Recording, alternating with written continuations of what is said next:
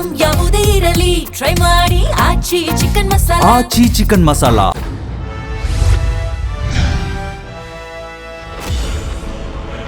ನಮಸ್ಕಾರ. ಇವತ್ತಿನ ಜಿ ಸಂವಾದದಲ್ಲಿ ಮಧ್ಯಪ್ರಾಚ್ಯದ ಯುದ್ಧ ಮತ್ತು ಭಾರತದ ಪರಿಸ್ಥಿತಿ ಕುರಿತಂತೆ ನಾವು ಮಾತಾಡ್ತಾ ಇದ್ದೀವಿ. ಹೌದು, ಮಧ್ಯಪ್ರಾಚ್ಯದಲ್ಲಿ ಇರಾನ್, ಇಸ್ರೇಲ್, ಅಮೇರಿಕಾದ ಯುದ್ಧ ಆಗ್ತಿದ್ದಾಗ ಭಾರತ ಸೇರಿದ ಹಾಗೆ ಇತರ ರಾಷ್ಟ್ರಗಳಿಗೆ ಒಂದಷ್ಟು ಸಮಸ್ಯೆ ಆಗುತ್ತೆ. ಆ ಸಮಸ್ಯೆಯನ್ನು ಭಾರತ ಕೂಡ ಎದುರಿಸ್ತಾ ಇದೆ. ಆದರೆ ಈ ಪರಿಸ್ಥಿತಿಯನ್ನು ಭಾರತ ಅಥವಾ ಕೇಂದ್ರ ಸರ್ಕಾರ ಹೇಗೆ ನಿಭಾಯಿಸ್ತಾ ಇದೆ ಅನ್ನೋದು ಸದ್ಯದ ಪ್ರಶ್ನೆ, ರೈಟ್? ಈಗ ಸಂಸತ್ನಲ್ಲೋ, ರಾಜ್ಯಸಭೆಯಲ್ಲೋ, ಲೋಕಸಭೆಯಲ್ಲೋ ದೊಡ್ಡ ದೊಡ್ಡ ಹುದ್ದೆಯಲ್ಲಿರುವಂತಹ, ದೇಶದ ಅಧಿಕಾರದ ಚುಕ್ಕಾಣಿಯನ್ನು ಹಿಡಿದಿರುವಂತಹ ನಾಯಕರು ಮಾತಾಡೋದು ಬಹಳ ಸುಲಭ. ಆದರೆ ವಾಸ್ತವವಾಗಿ ಗ್ರೌಂಡ್ ರಿಪೋರ್ಟನ್ನು ನೀವು ತೆಗಿತಾ ಹೋದರೆ ಇಲ್ಲಿರುವಂಥ ಅಸಲಿ ಸಮಸ್ಯೆಯೇ ಬೇರೆ, ಅಲ್ಲಿ ಕೊಡುವಂಥ ಹೇಳಿಕೆಯೇ ಬೇರೆ ಅನ್ನುವಂಥ ವಾತಾವರಣ ಇದೆ. ಹೌದು, ಪ್ರಧಾನಿ ನರೇಂದ್ರ ಮೋದಿ ದೇಶದ ಜನತೆಯನ್ನು ಉದ್ದೇಶಿಸಿ ಹೌದು ಮಧ್ಯಪ್ರಾಚ್ಯದ ಯುದ್ಧದಿಂದ ಸಮಸ್ಯೆ ಆಗಿದೆ, ಗ್ಯಾಸ್ ಸಿಲಿಂಡರ್ ಇರ್ಬೋದು, ಮೂಲ ಸೌಕರ್ಯಗಳಿರ್ಬೋದು, ರಸಗೊಬ್ಬರ ಇರ್ಬೋದು, ಹೀಗೆ ಬಹಳಷ್ಟು ಸಮಸ್ಯೆಗಳಾಗ್ತಾ ಇದೆ. ಅದನ್ನು ತಪ್ಪಿಸುವಂಥ ನಿಟ್ಟಿನಲ್ಲಿ ಕೇಂದ್ರ ಸರ್ಕಾರ ಅತ್ಯುನ್ನತ ಕ್ರಮಗಳನ್ನು ಕೈಗೊಳ್ತಾ ಇದೆ. ಈ ಸಂದರ್ಭದಲ್ಲಿ ರಾಜಕೀಯವನ್ನು ಮರೆತು ಆಡಳಿತ, ವಿಪಕ್ಷಗಳು ಜೊತೆಯಾಗಿ ಕೋವಿಡ್ ಸಂದರ್ಭವನ್ನು ನಾವು ಹೇಗೆ ಎದುರಿಸಿದ್ವಿ ಆ ರೀತಿ ನಮ್ಮ ಜೊತೆ ನಿಂತ್ಕೊಳ್ಬೇಕು ಅಂತ ಹೇಳಿ ಕರೆ ಕೊಟ್ಟಿದ್ದಾರೆ. ಇದು ಒಂದು ಭಾಗ, ರೈಟ್? ಇದೇ ಸಂದರ್ಭದಲ್ಲಿ ಆ ಯುದ್ಧವನ್ನು ನಿಲ್ಲಿಸುವಂಥ ನಿಟ್ಟಿನಲ್ಲಿ ಭಾರತದ ಪಾತ್ರ ಏನು, ಇದು ಕೂಡ ಬಹಳ ಮುಖ್ಯ ಆಗುತ್ತೆ. ಯಾಕೆ ಇದನ್ನು ಉಲ್ಲೇಖ ಮಾಡಿದೆ ಅಂತ ನಾವು ನೋಡ್ತಾ ಹೋಗೋದಾದರೆ, ಪಾಕಿಸ್ತಾನ ಶಾಂತಿ ಸ್ಥಾಪನೆಗೆ ಆ ಮೂರು ರಾಷ್ಟ್ರಗಳ ಜೊತೆಗೆ ಮಾತುಕತೆಯನ್ನು ನಡೆಸುವಂಥ ನಿಟ್ಟಿನಲ್ಲಿ ಮುಂಚೂಣಿಯಲ್ಲಿದೆ. ಹಾಗಾಗಿ ಭಾರತದ ಪರಿಸ್ಥಿತಿ, ಭಾರತದ ನಿಲುವು ನಿರ್ಧಾರ, ಪಾಕಿಸ್ತಾನ ಇಲ್ಲಿ ಶಾಂತಿ ಸ್ಥಾಪನೆಗೆ ಯಾವ ರೀತಿ ಪ್ರಯತ್ನವನ್ನು ಪಡ್ತಾ ಇದೆ, ಇದೆಲ್ಲದರ ಬಗ್ಗೆ ಇವತ್ತು ಕೂಲಂಕುಷವಾಗಿ ಚರ್ಚೆ ಮಾಡ್ತಾ ಹೋಗೋಣ. ನಾನು ದಿವ್ಯಶ್ರೀ.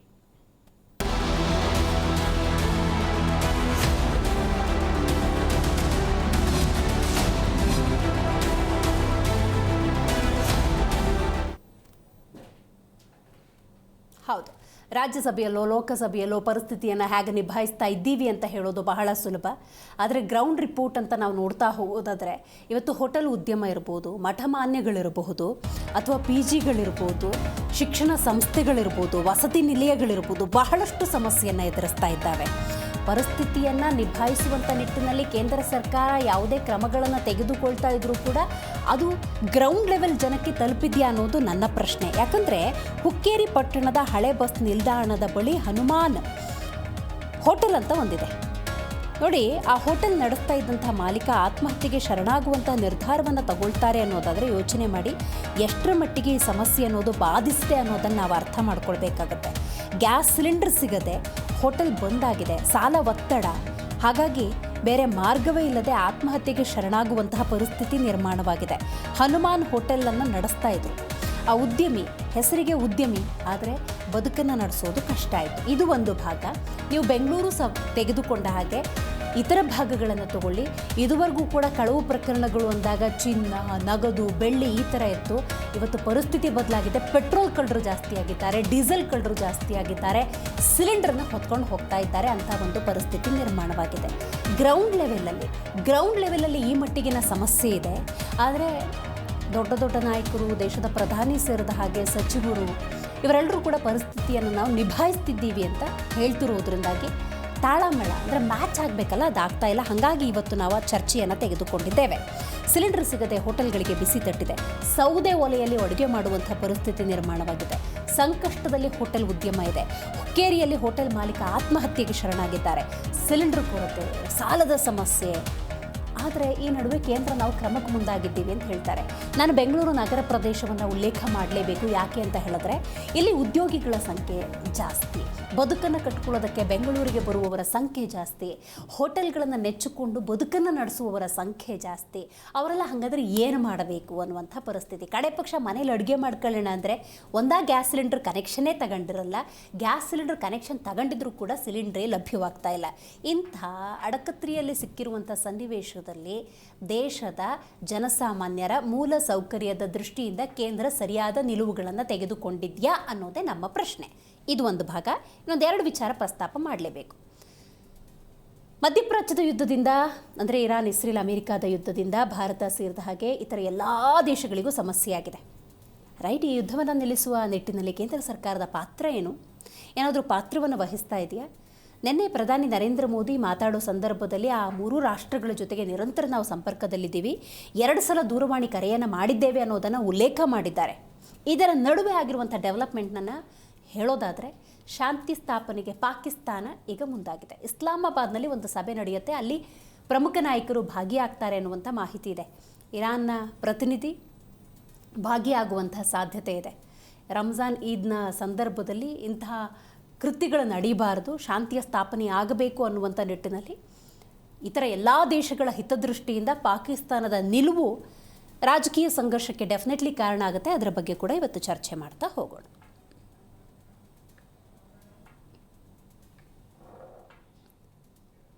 ಈ ಬಗ್ಗೆ ಮಾತಾಡಲಿಕ್ಕೆ ಮೊದಲನೇದಾಗಿ ನಮ್ಮ ಕಾಂಗ್ರೆಸ್ ವಕ್ತಾರಾಗಿರುವಂಥ ದರ್ಶನ್ ಅವರಿದ್ದಾರೆ. ನಮಸ್ಕಾರ. ನಮಸ್ತೆ. ಏನು JDS ವಕ್ತಾರಾಗಿರುವಂಥ ರಿಷಿಕ್ ವಿವಾನ್ ಗೌಡ ಅವರಿದ್ದಾರೆ. ನಮಸ್ಕಾರ. ರೈಟ್, ದರ್ಶನ್ ಅವರೇ, ನೀವು ಹೇಳಬೇಕು. ದೇಶದ ಪ್ರಧಾನಿ ದೇಶದ ಜನತೆಯನ್ನು ಉದ್ದೇಶಿಸಿ ಮಾತಾಡಿದ್ದಾರೆ. ಹಲವು ವಿಚಾರಗಳು ನೀವು ಕೂಡ ಗಮನಿಸಿದ್ದೀರಿ. ಹೌದು, ಇದೊಂದು ಸಂದಿಗ್ಧತೆ, 3 ರಾಷ್ಟ್ರಗಳ ನಡುವೆ ಯುದ್ಧ ಆಗ್ತಾ ಇದೆ, ದೇಶ ಒಂದಾಗಿ ಸಂದರ್ಭದಲ್ಲಿ ಕೆಲಸ ಮಾಡಬೇಕು, ಮೂಲಭೂತ ಸೌಕರ್ಯಗಳಿಗೆ ಯಾವುದೇ ರೀತಿಯ ಹೊಡೆತ ಬೀಳಬಾರ್ದು, ಆ ನಿಟ್ಟಿನಲ್ಲಿ ಕೇಂದ್ರ ಸರ್ಕಾರ ಕ್ರಮ ತಗೊಳ್ತಾ ಇದೆ ಅಂತ ಹೇಳಿದ್ದಾರೆ. ಬಟ್ ಗ್ರೌಂಡ್ ಲೆವೆಲಲ್ಲಿ ನಾವು ನೋಡ್ತಾ ಹೋಗೋದಾದರೆ ಅಲ್ಲಿನ ಭಾಷಣಕ್ಕೂ ಅಲ್ಲಿ ನಾವು ವ್ಯವಸ್ಥೆಯನ್ನು ಮಾಡ್ತಿದ್ದೀವಿ ಅಂತ ಹೇಳಿದ ಹೇಳಿಕೆಗೂ ಇಲ್ಲಾಗ್ತಿರುವಂಥ ವ್ಯತ್ಯಾಸಕ್ಕೂ ಮ್ಯಾಚ್ ಆಗ್ತಿಲ್ಲ. ಏನು ಹೇಳ್ತೀರಾ? No, you are true. ಯಾಕೆಂದರೆ ಮೋದಿಯವರ ಆಡಿರ್ತಕ್ಕಂಥ ಮಾತುಗಳಿಗೂ ಅಥವಾ ವಾಸ್ತವ ಸನ್ನಿವೇಶಗಳನ್ನ ಹಿಂದೆಲ್ಲ ಹಲವು ಭಾಷಣಗಳನ್ನ ನಾವು ಕೇಳಿದ್ದೀವಿ. ಅದೇ ರೀತಿ ನಿನ್ನೆ ನರೇಂದ್ರ ಮೋದಿಯವರು ಮಾತಾಡ್ತಾ ನಾನು ಅನೇಕ ರಾಷ್ಟ್ರಗಳ ಜೊತೆ ಮಾತಾಡ್ತಾ ಇದ್ದೀನಿ ಅಂತೆಲ್ಲ ಹೇಳಿದ್ದಾರೆ. ಮಾತಾಡೋದಕ್ಕೂ ಟ್ರಂಪಿನ ಅನುಮತಿಯನ್ನು ಪಡೆದಿರಬೇಕೇನು. ಯಾಕೆಂದರೆ ನಮ್ಮ ದೇಶದ ಒಂದು ರಕ್ಷಣಾ ಇಲಾಖೆಯನ್ನು ನಿಯಂತ್ರಿಸ್ತಾ ಇರ್ತಕ್ಕಂಥದ್ದು ಟ್ರಂಪು. ಅದಕ್ಕೆ ಪಹಲ್ಗಾಮ್ ಯುದ್ಧದ ಒಂದು ಸನ್ನಿವೇಶದಲ್ಲಿ ಆತನೇ ಬಂದು 1 ಬಾರಿ ಅಲ್ಲ 68 ಬಾರಿ ನಾನೇ 2 ದೇಶದ ಯುದ್ಧವನ್ನು ನಿಲ್ಲಿಸಿದೆ ಅಂದಾಗಲೂ ಸಮೇತ ಮಾನ್ಯ ನರೇಂದ್ರ ಮೋದಿಯವರು ಅದಕ್ಕೆ ಯಾವುದೇ ನಿರುತ್ತರಾಗಿ ದೇಶದ ಮುಂದೆ ನಿಂತ್ಕೊಂಡ್ರು. ಎರಡನೇದು, ಈಗ ರಷ್ಯಾದಿಂದ ನಾವು ತೈಲ ಖರೀದಿ ಮಾಡುವಂಥ ವಿಚಾರಕ್ಕೆ ನೀವು ರಷ್ಯಾದಿಂದ ತೈಲ ಖರೀದಿ ಮಾಡಬಾರ್ದು, ಸೊ ನಮ್ಮ ಬೇರೆ ರಾಷ್ಟ್ರಗಳಿಂದ ನೀವು ತೈಲವನ್ನು ಖರೀದಿ ಮಾಡಬೇಕು ಅನ್ನುವಂಥ ಹೇಳಿಕೆಯನ್ನು ಟ್ರಂಪ್ ಕೊಟ್ಟಿದ್ದು. ಅದಾದಮೇಲೆ ಈ ಯುದ್ಧ ಶುರುವಾಗೋದಕ್ಕೂ ಬಿಫೋರ್ ಮಾನ್ಯ ನರೇಂದ್ರ ಮೋದಿಯವರು ಇಸ್ರೇಲಿಗೆ ಹೋಗಿದ್ರು. ನಾನು ಹೋಗಬಾರ್ದು ಅಂತ ಹೇಳಲ್ಲ. ನಾವು ನಮ್ಮ ಅಪ್ಪನ ದೇಶ ಭಾರತ ದೇಶ ಅಂತೀವಿ. ಅದ್ಯಾವುದೋ ಆ ದೇಶಕ್ಕೆ ಹೋಗಿ this is our father land ಅಂತೆಲ್ಲ ಅಂದರು. ಇವತ್ತು ಅವ್ರ ಫಾದರ್ ಲ್ಯಾಂಡ್ ಅವರು ಏನು ಕಿರ್ಚ್ಕೊಂಡು ನಮ್ಮ ದೇಶಕ್ಕೆ ತೈಲ ಪೂರೈಕೆ ಮಾಡೋ ದೇಶದ ಮೇಲೆ ಮುಗಿಬಿದ್ದಿದ್ದಾರೆ. ಆ ದೇಶದ ಅಧ್ಯಕ್ಷರನ್ನ ಹೊಡೆದಾಕಿದ್ದಾರೆ. ಆ ದೇಶದಲ್ಲಿ 168 ಮಕ್ಕಳನ್ನ ಸಾಯಿಸಿದ್ದಾರೆ. ಹಾಗೆ ಗಾಂಧಿ ಹೆಸರಲ್ಲಿ ಮಹಾತ್ಮ ಗಾಂಧಿಯನ್ನ ಸ್ಮರಿಸ್ಕೊಂಡು ಇರಾನ್ನಲ್ಲಿ ಒಂದು ಆಸ್ಪತ್ರೆ ಕಟ್ಟಿದ್ರು. ಆ ಆಸ್ಪತ್ರೆ ಹೊಡೆದ್ರೂ ಸಮೇತ ಇಲ್ಲಿ ತನಕ ನರೇಂದ್ರ ಮೋದಿಯವರು ಯಾವುದಕ್ಕೂ ಉತ್ತರವನ್ನ ಕೊಡ್ತಾ ಇಲ್ಲ. ನಾವು ಒಂದು ಕ್ರೈಸಿಸ್ ಆದಾಗ, ಉದಾಹರಣೆ ಹಿಂದೊಮ್ಮೆ ನೋಟ್ ಬ್ಯಾನ್ ಅಂತ ಮಾಡಿದ್ರು.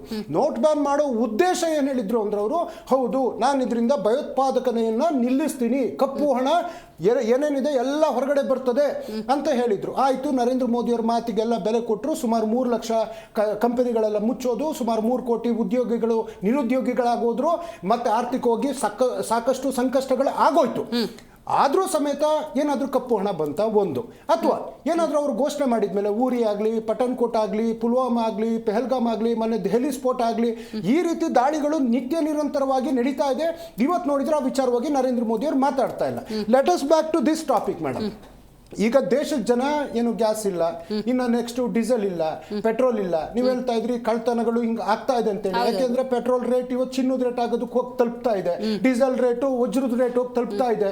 ಆದರೂ ಸಮೇತ ದೇಶದ ಪ್ರಧಾನಿಯವರು ಯಾವುದೇ ಉತ್ತರವನ್ನ ಕೊಡದೆ ಇಸ್ರೇಲಿಂದ ಭಾರತಕ್ಕೆ ಬಂದ ಮೇಲೆ ಮೊದಲ ಚುನಾವಣಾ ಪ್ರಚಾರವನ್ನ ಅವರು ಗುವಾಹತಿನಲ್ಲಿ ಮಾಡ್ತಾರೆ, 2ನೇ ಚುನಾವಣಾ ಪ್ರಚಾರವನ್ನ ಸಿಲ್ಚಾರ್ನಲ್ಲಿ ಮಾಡ್ತಾರೆ, 3ನೇ ಪ್ರಚಾರವನ್ನ ಕೋಲ್ಕತ್ತಾದಲ್ಲಿ ಮಾಡ್ತಾರೆ, 4ನೇ ಚುನಾವಣಾ ಪ್ರಚಾರವನ್ನ ತಮಿಳುನಾಡಿನ ತಿರುಚನಪಲ್ಲಿಯಲ್ಲಿ ಮಾಡ್ತಾರೆ, 5ನೇ ಚುನಾವಣಾ ಪ್ರಚಾರವನ್ನ ಕೊಲ್ಲಂನಲ್ಲಿ ಮಾಡ್ತಾರೆ, 6ನೇ ಚುನಾವಣಾ ಪ್ರಚಾರವನ್ನ ಎರ್ನಾಕುಲಮಲ್ಲಿ ಮಾಡ್ತಾರೆ, 7ನೇ ಚುನಾವಣಾ ಪ್ರಚಾರವನ್ನ ಮದುರೈನಲ್ಲಿ ಮಾಡ್ತಾರೆ.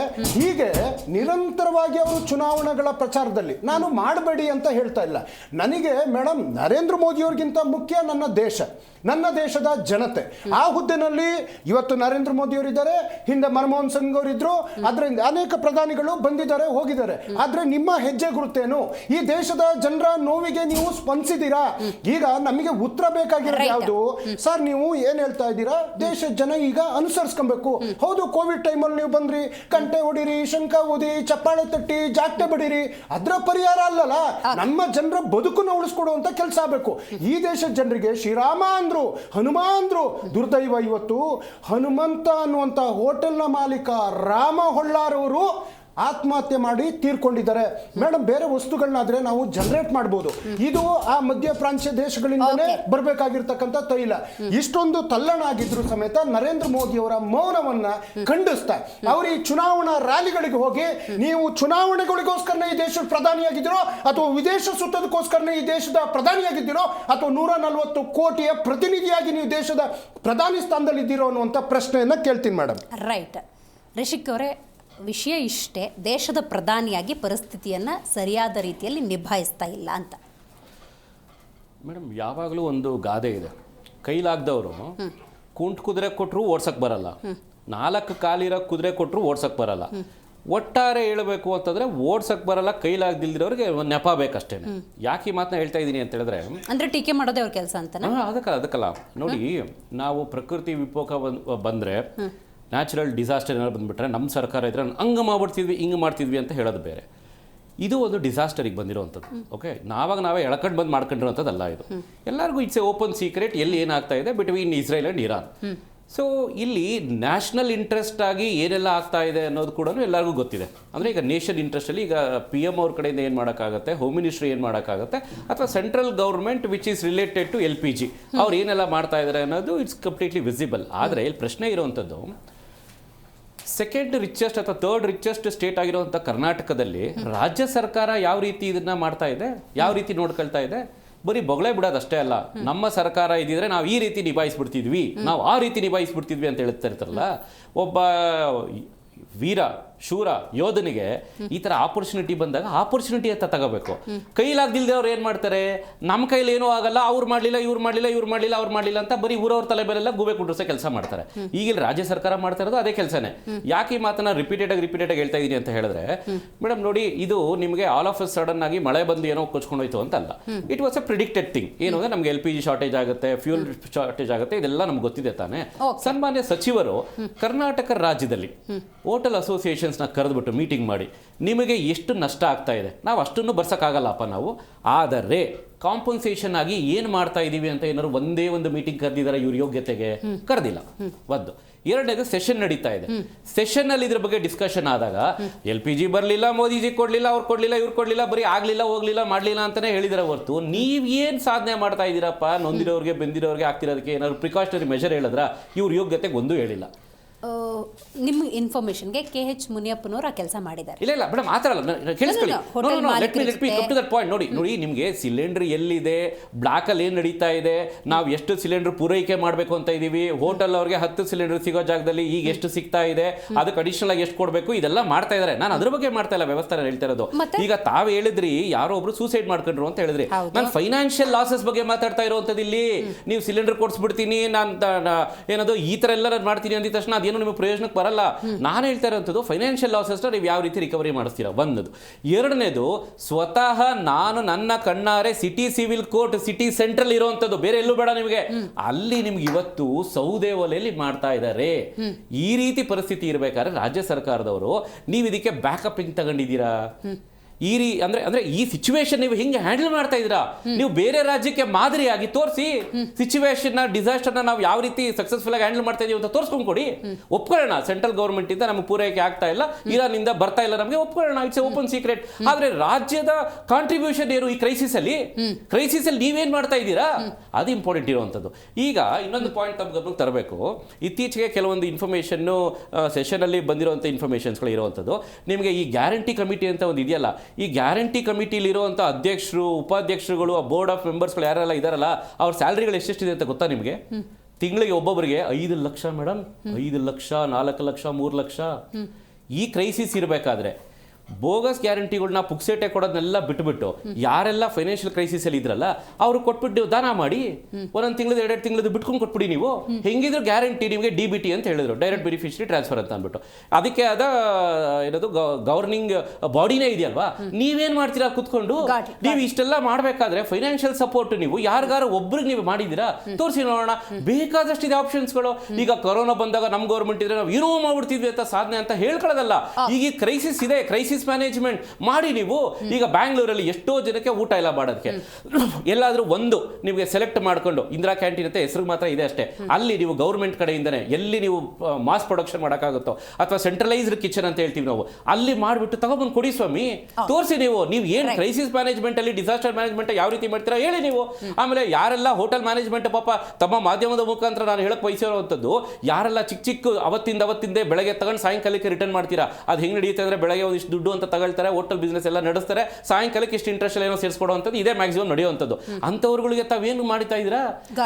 ನಿಮಗೆ ಪ್ರತಿಯೊಂದು ಜಿಲ್ಲೆಯಲ್ಲೂ ಪಿಕ್ ಚೂಸ್ ಮಾಡ್ಬಿಟ್ಟು ಹೇಳಿ ನೀವು, ಬರೀ ಹಿಂಗೆ ತೋರಿಸೋದು ಬದಲು ಹಿಂಗೇನಾದ್ರೂ ಮಾಡಿ ಸ್ವಾಮಿ ಕೆಲಸನ. Okay right. ಇದೀಗ ನಮ್ಮ ಕಾರ್ಯಕ್ರಮದಲ್ಲಿ ಬಿಜೆಪಿ ವಕ್ತಾರ ಆಗಿರುವಂತಹ ಕಾಂತಿ ಶೆಟ್ಟಿ ಅವರಿದ್ದಾರೆ. ನಮಸ್ಕಾರ. ನಮಸ್ತೆ.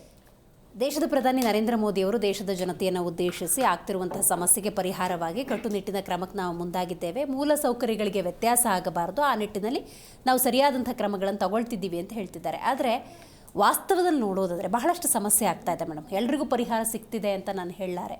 ಗೃಹ ಬಳಕೆಗೆ ಅಂಥ ವ್ಯತ್ಯಾಸ ಆಗಿಲ್ಲ, ಆದರೆ ಸಿಂಗಲ್ ಸಿಲಿಂಡರ್ ಇದ್ದವರಿಗೆ ಸಮಸ್ಯೆ ಆಗಿದೆ. ಕಮರ್ಷಿಯಲಿ ಕಂಪ್ಲೀಟ್ಲಿ ಡೆಡ್ ಅಂತಲೇ ಹೇಳಬಹುದು. ಅಲ್ಲಿ ಹೇಳೋ ಹೇಳಿಕೆಗೂ ವಾಸ್ತವಕ್ಕೂ ಲಿಂಕ್ ಆಗ್ತಿಲ್ವಲ್ಲ, ಏನು ಹೇಳ್ತೀರಿ ಇದ್ರ ಬಗ್ಗೆ? ನಾನು ಕಾಂಗ್ರೆಸ್ ವಕ್ತಾರರು ಮಾತಾಡೋದನ್ನು ಕೇಳಿಸ್ಕೊಂಡೇ ಬಂದೆ. ಚುನಾವಣೆ ಅಂತ ಮಾತಾಡ್ತಾ ಇದ್ವಿ. ಬಹುಶಃ ಕೆಲವೊಂದು ಆ ಚುನಾವಣೆಯ ಡೇಟಾ ಹೇಗೆ ತಗೊಂಡಿದಾರ, ಕೆಲವೊಂದು ರಿಯಾಲಿಟಿ ಡೇಟಾನು ಕೂಡ ಅವ್ರು ತಗೋಬೇಕು. ಯಾಕೆ ಅಂತ ಹೇಳ್ತೀನಿ ಕೇಳಿ. ಮೋದಿ ಮೌನವಾಗಿದ್ದಾರೆ ಅಂತ 6 ಬಾರಿ 6 ರಾಷ್ಟ್ರಗಳ ಜೊತೆ ಮಾತಾಡಿದ್ದಾರೆ. ಇರಾನ್ನ ಅಧ್ಯಕ್ಷರ ಜೊತೆ 6 ಬಾರಿ ಅಫಿಷಿಯಲಿ ಮಾತುಕತೆ ಮಾಡಿದ್ದಾರೆ. ನಮ್ಮ ಯೂನಿಯನ್ ಮಿನಿಸ್ಟರ್ ಏನಾಗಬೇಕು, ಇಡೀ ದೇಶಕ್ಕೆ ಏನಾಗಬೇಕು ಅದರ ಬಗ್ಗೆ ಮಾತುಕತೆ ಆಗ್ತಾ ಇದೆ. ಎಲ್ಲ ರಾಜ್ಯದ ಚೀಫ್ ಸೆಕ್ರೆಟರಿ ಅವರ ಜೊತೆ ಮಾತುಕತೆ ಆಗ್ತಾ ಇದೆ. ಏನಾಗಬೇಕು, ಏನು ಮಾಡಬೇಕು, ಯಾವ ಥರ ಪರಿಸ್ಥಿತಿ ಇದೆ, ರಾಜ್ಯದ ಪರಿಸ್ಥಿತಿ ಯಾವ ಥರ ಇದೆ. ಕಮರ್ಷಿಯಲ್ ಸಿಲಿಂಡರ್, ಹೌದು, ದೇಶದಲ್ಲಿ ಕ್ರೈಸಿಸ್ ನಡೀತಾ ಇದೆ, ಅದು ಎಲ್ರಿಗೂ ತಿಳಿದಿರುವಂಥ ವಿಷಯ. ಇಂಥ ವಿಷಯದಲ್ಲಿ ಕಾಂಗ್ರೆಸ್ ಒಂದು ಪಕ್ಷವಾಗಿ ಅಥವಾ ಇನ್ನು ಆಡಳಿತ ಪಕ್ಷವಾಗಿ ರಾಜ್ಯದಲ್ಲಿ ಏನು ಮಾಡ್ತಾ ಇದೆ? ಮಹಿಳಾ ಇವರು ಹೋಗ್ಬಿಟ್ಟು ಟೀ ಮಾಡ್ಕೊಂಡು ಕೊಡುವ ಕೆಲಸನ ಸರ್ ರಾಜ್ಯದಲ್ಲಿ? ನಾನು ಹೇಳ್ತಾ ಇರೋದು, ನಿಮ್ಮ ಮನೆಯಲ್ಲಿ ಗ್ಯಾಸ್ ಪ್ರಾಬ್ಲಮ್ ಇದೆ, ಟೀ ಮಾಡಿಕೊಡ್ತಾ ಇದ್ರಲ್ಲ ಮಾರ್ಕೆಟಲ್ಲಿ, ಅದನ್ನು ಮತ್ತೊಮ್ಮೆ ನಾನು ಈ ಮೂಲಕ ಖಂಡಿಸ್ತೀನಿ. ಯಾಕಂದ್ರೆ ನೀವು ಪ್ಯಾನಿಕ್ ಮಾಡಿಸ್ಬೇಡಿ. ಏನು ತೊಂದರೆ ಇದೆ, ಖಂಡಿತ ತೊಂದರೆ ಇದೆ, ಇಲ್ಲ ಅಂತ ಯಾರು ಹೇಳ್ತಾ ಇಲ್ಲ. ಯುದ್ಧ ನಡೀತಾ ಇದೆ, ಕ್ರೈಸಿಸ್ ನಡೀತಾ ಇದೆ, ಅಥವಾ ಮೋದಿ ಅವ್ರು ಮಾಡ್ತಾ ಇಲ್ಲ ಇದನ್ನ. ಇವರು ವಿರೋಧ ಪಕ್ಷವಾಗಿ ಮಾತಾಡುವ ತರ ಅಲ್ಲ ಇದು. ಇಂತಹ ಕ್ರೈಸಿಸ್ ಸಮಯದಲ್ಲಿ ಪಕ್ಷಾತೀತವಾಗಿ ಏನು ಮಾಡ್ಬೋದು, ನಮ್ಮ ರಾಜ್ಯಕ್ಕೆ ಏನು ಮಾಡ್ಬೋದು. ಇನಿಷಿಯಲಿ ಅವರು ಏನು ಹೇಳಿದ್ರು, ಯುದ್ಧ ಸ್ಟಾರ್ಟ್ ಆಗಿ ಇವತ್ತಿಗೆ 25 ದಿನ ಆಗಿದೆ. ಫೆಬ್ರವರಿ 22ಗೆ 25 ದಿನ ಆಗಿದೆ. ಇನಿಷಿಯಲಿ ಏನು ಹೇಳಿದ್ರು, 20 ದಿನ ತನಕ ನಮ್ಮ ಹತ್ರ ಸ್ಟಾಕ್ ಇದೆ ಅಂತ ಹೇಳಿದ್ರು. ಪ್ರೊವೈಡೆಡ್ ದಟ್ ಇವಾಗಲೂ ಕೂಡ ರೆಸಿಡೆನ್ಷಿಯಲ್ ಇದನ್ನು ನಾವು ಮ್ಯಾನೇಜ್ ಮಾಡ್ತಾ ಇದ್ದೀವಿ. ಹೌದು, ಒಂದಂತೂ ಯುದ್ಧದಿಂದ ಬುದ್ಧಿ ಕಲಿತಾ ಇದ್ದೀವಿ. ಯಾಕಂತ ಹೇಳಿದ್ರೆ ನಾವು ಭಾರತ ನಿಜವಾಗ್ಲೂ ಬುದ್ಧಿವಂತ ದೇಶ ಅಂತ ಹೇಳಿ ತಪ್ಪಾಗ್ಲಾರ್ದು. ಏನಕ್ಕಂತ ಹೇಳ್ತೀನಿ ಕೇಳಿ. ಬೆಂಕಿಯಿಂದನ, ಕಟ್ಟಿಗೆಯಿಂದನ, ಒಲೆಯಿಂದನ ಏನೋ ಒಂದು ಮಾಡ್ತಾ ಇದ್ದೀವಿ ತಾನೆ. ಬೇರೆ ಕಡೆ, ಬೇರೆ ಜಾರ್ಖಂಡಲ್ಲೆಲ್ಲ ನೋಡಿದ್ರೆ ಯಾವ ಥರ ಆಯ್ತಂತ.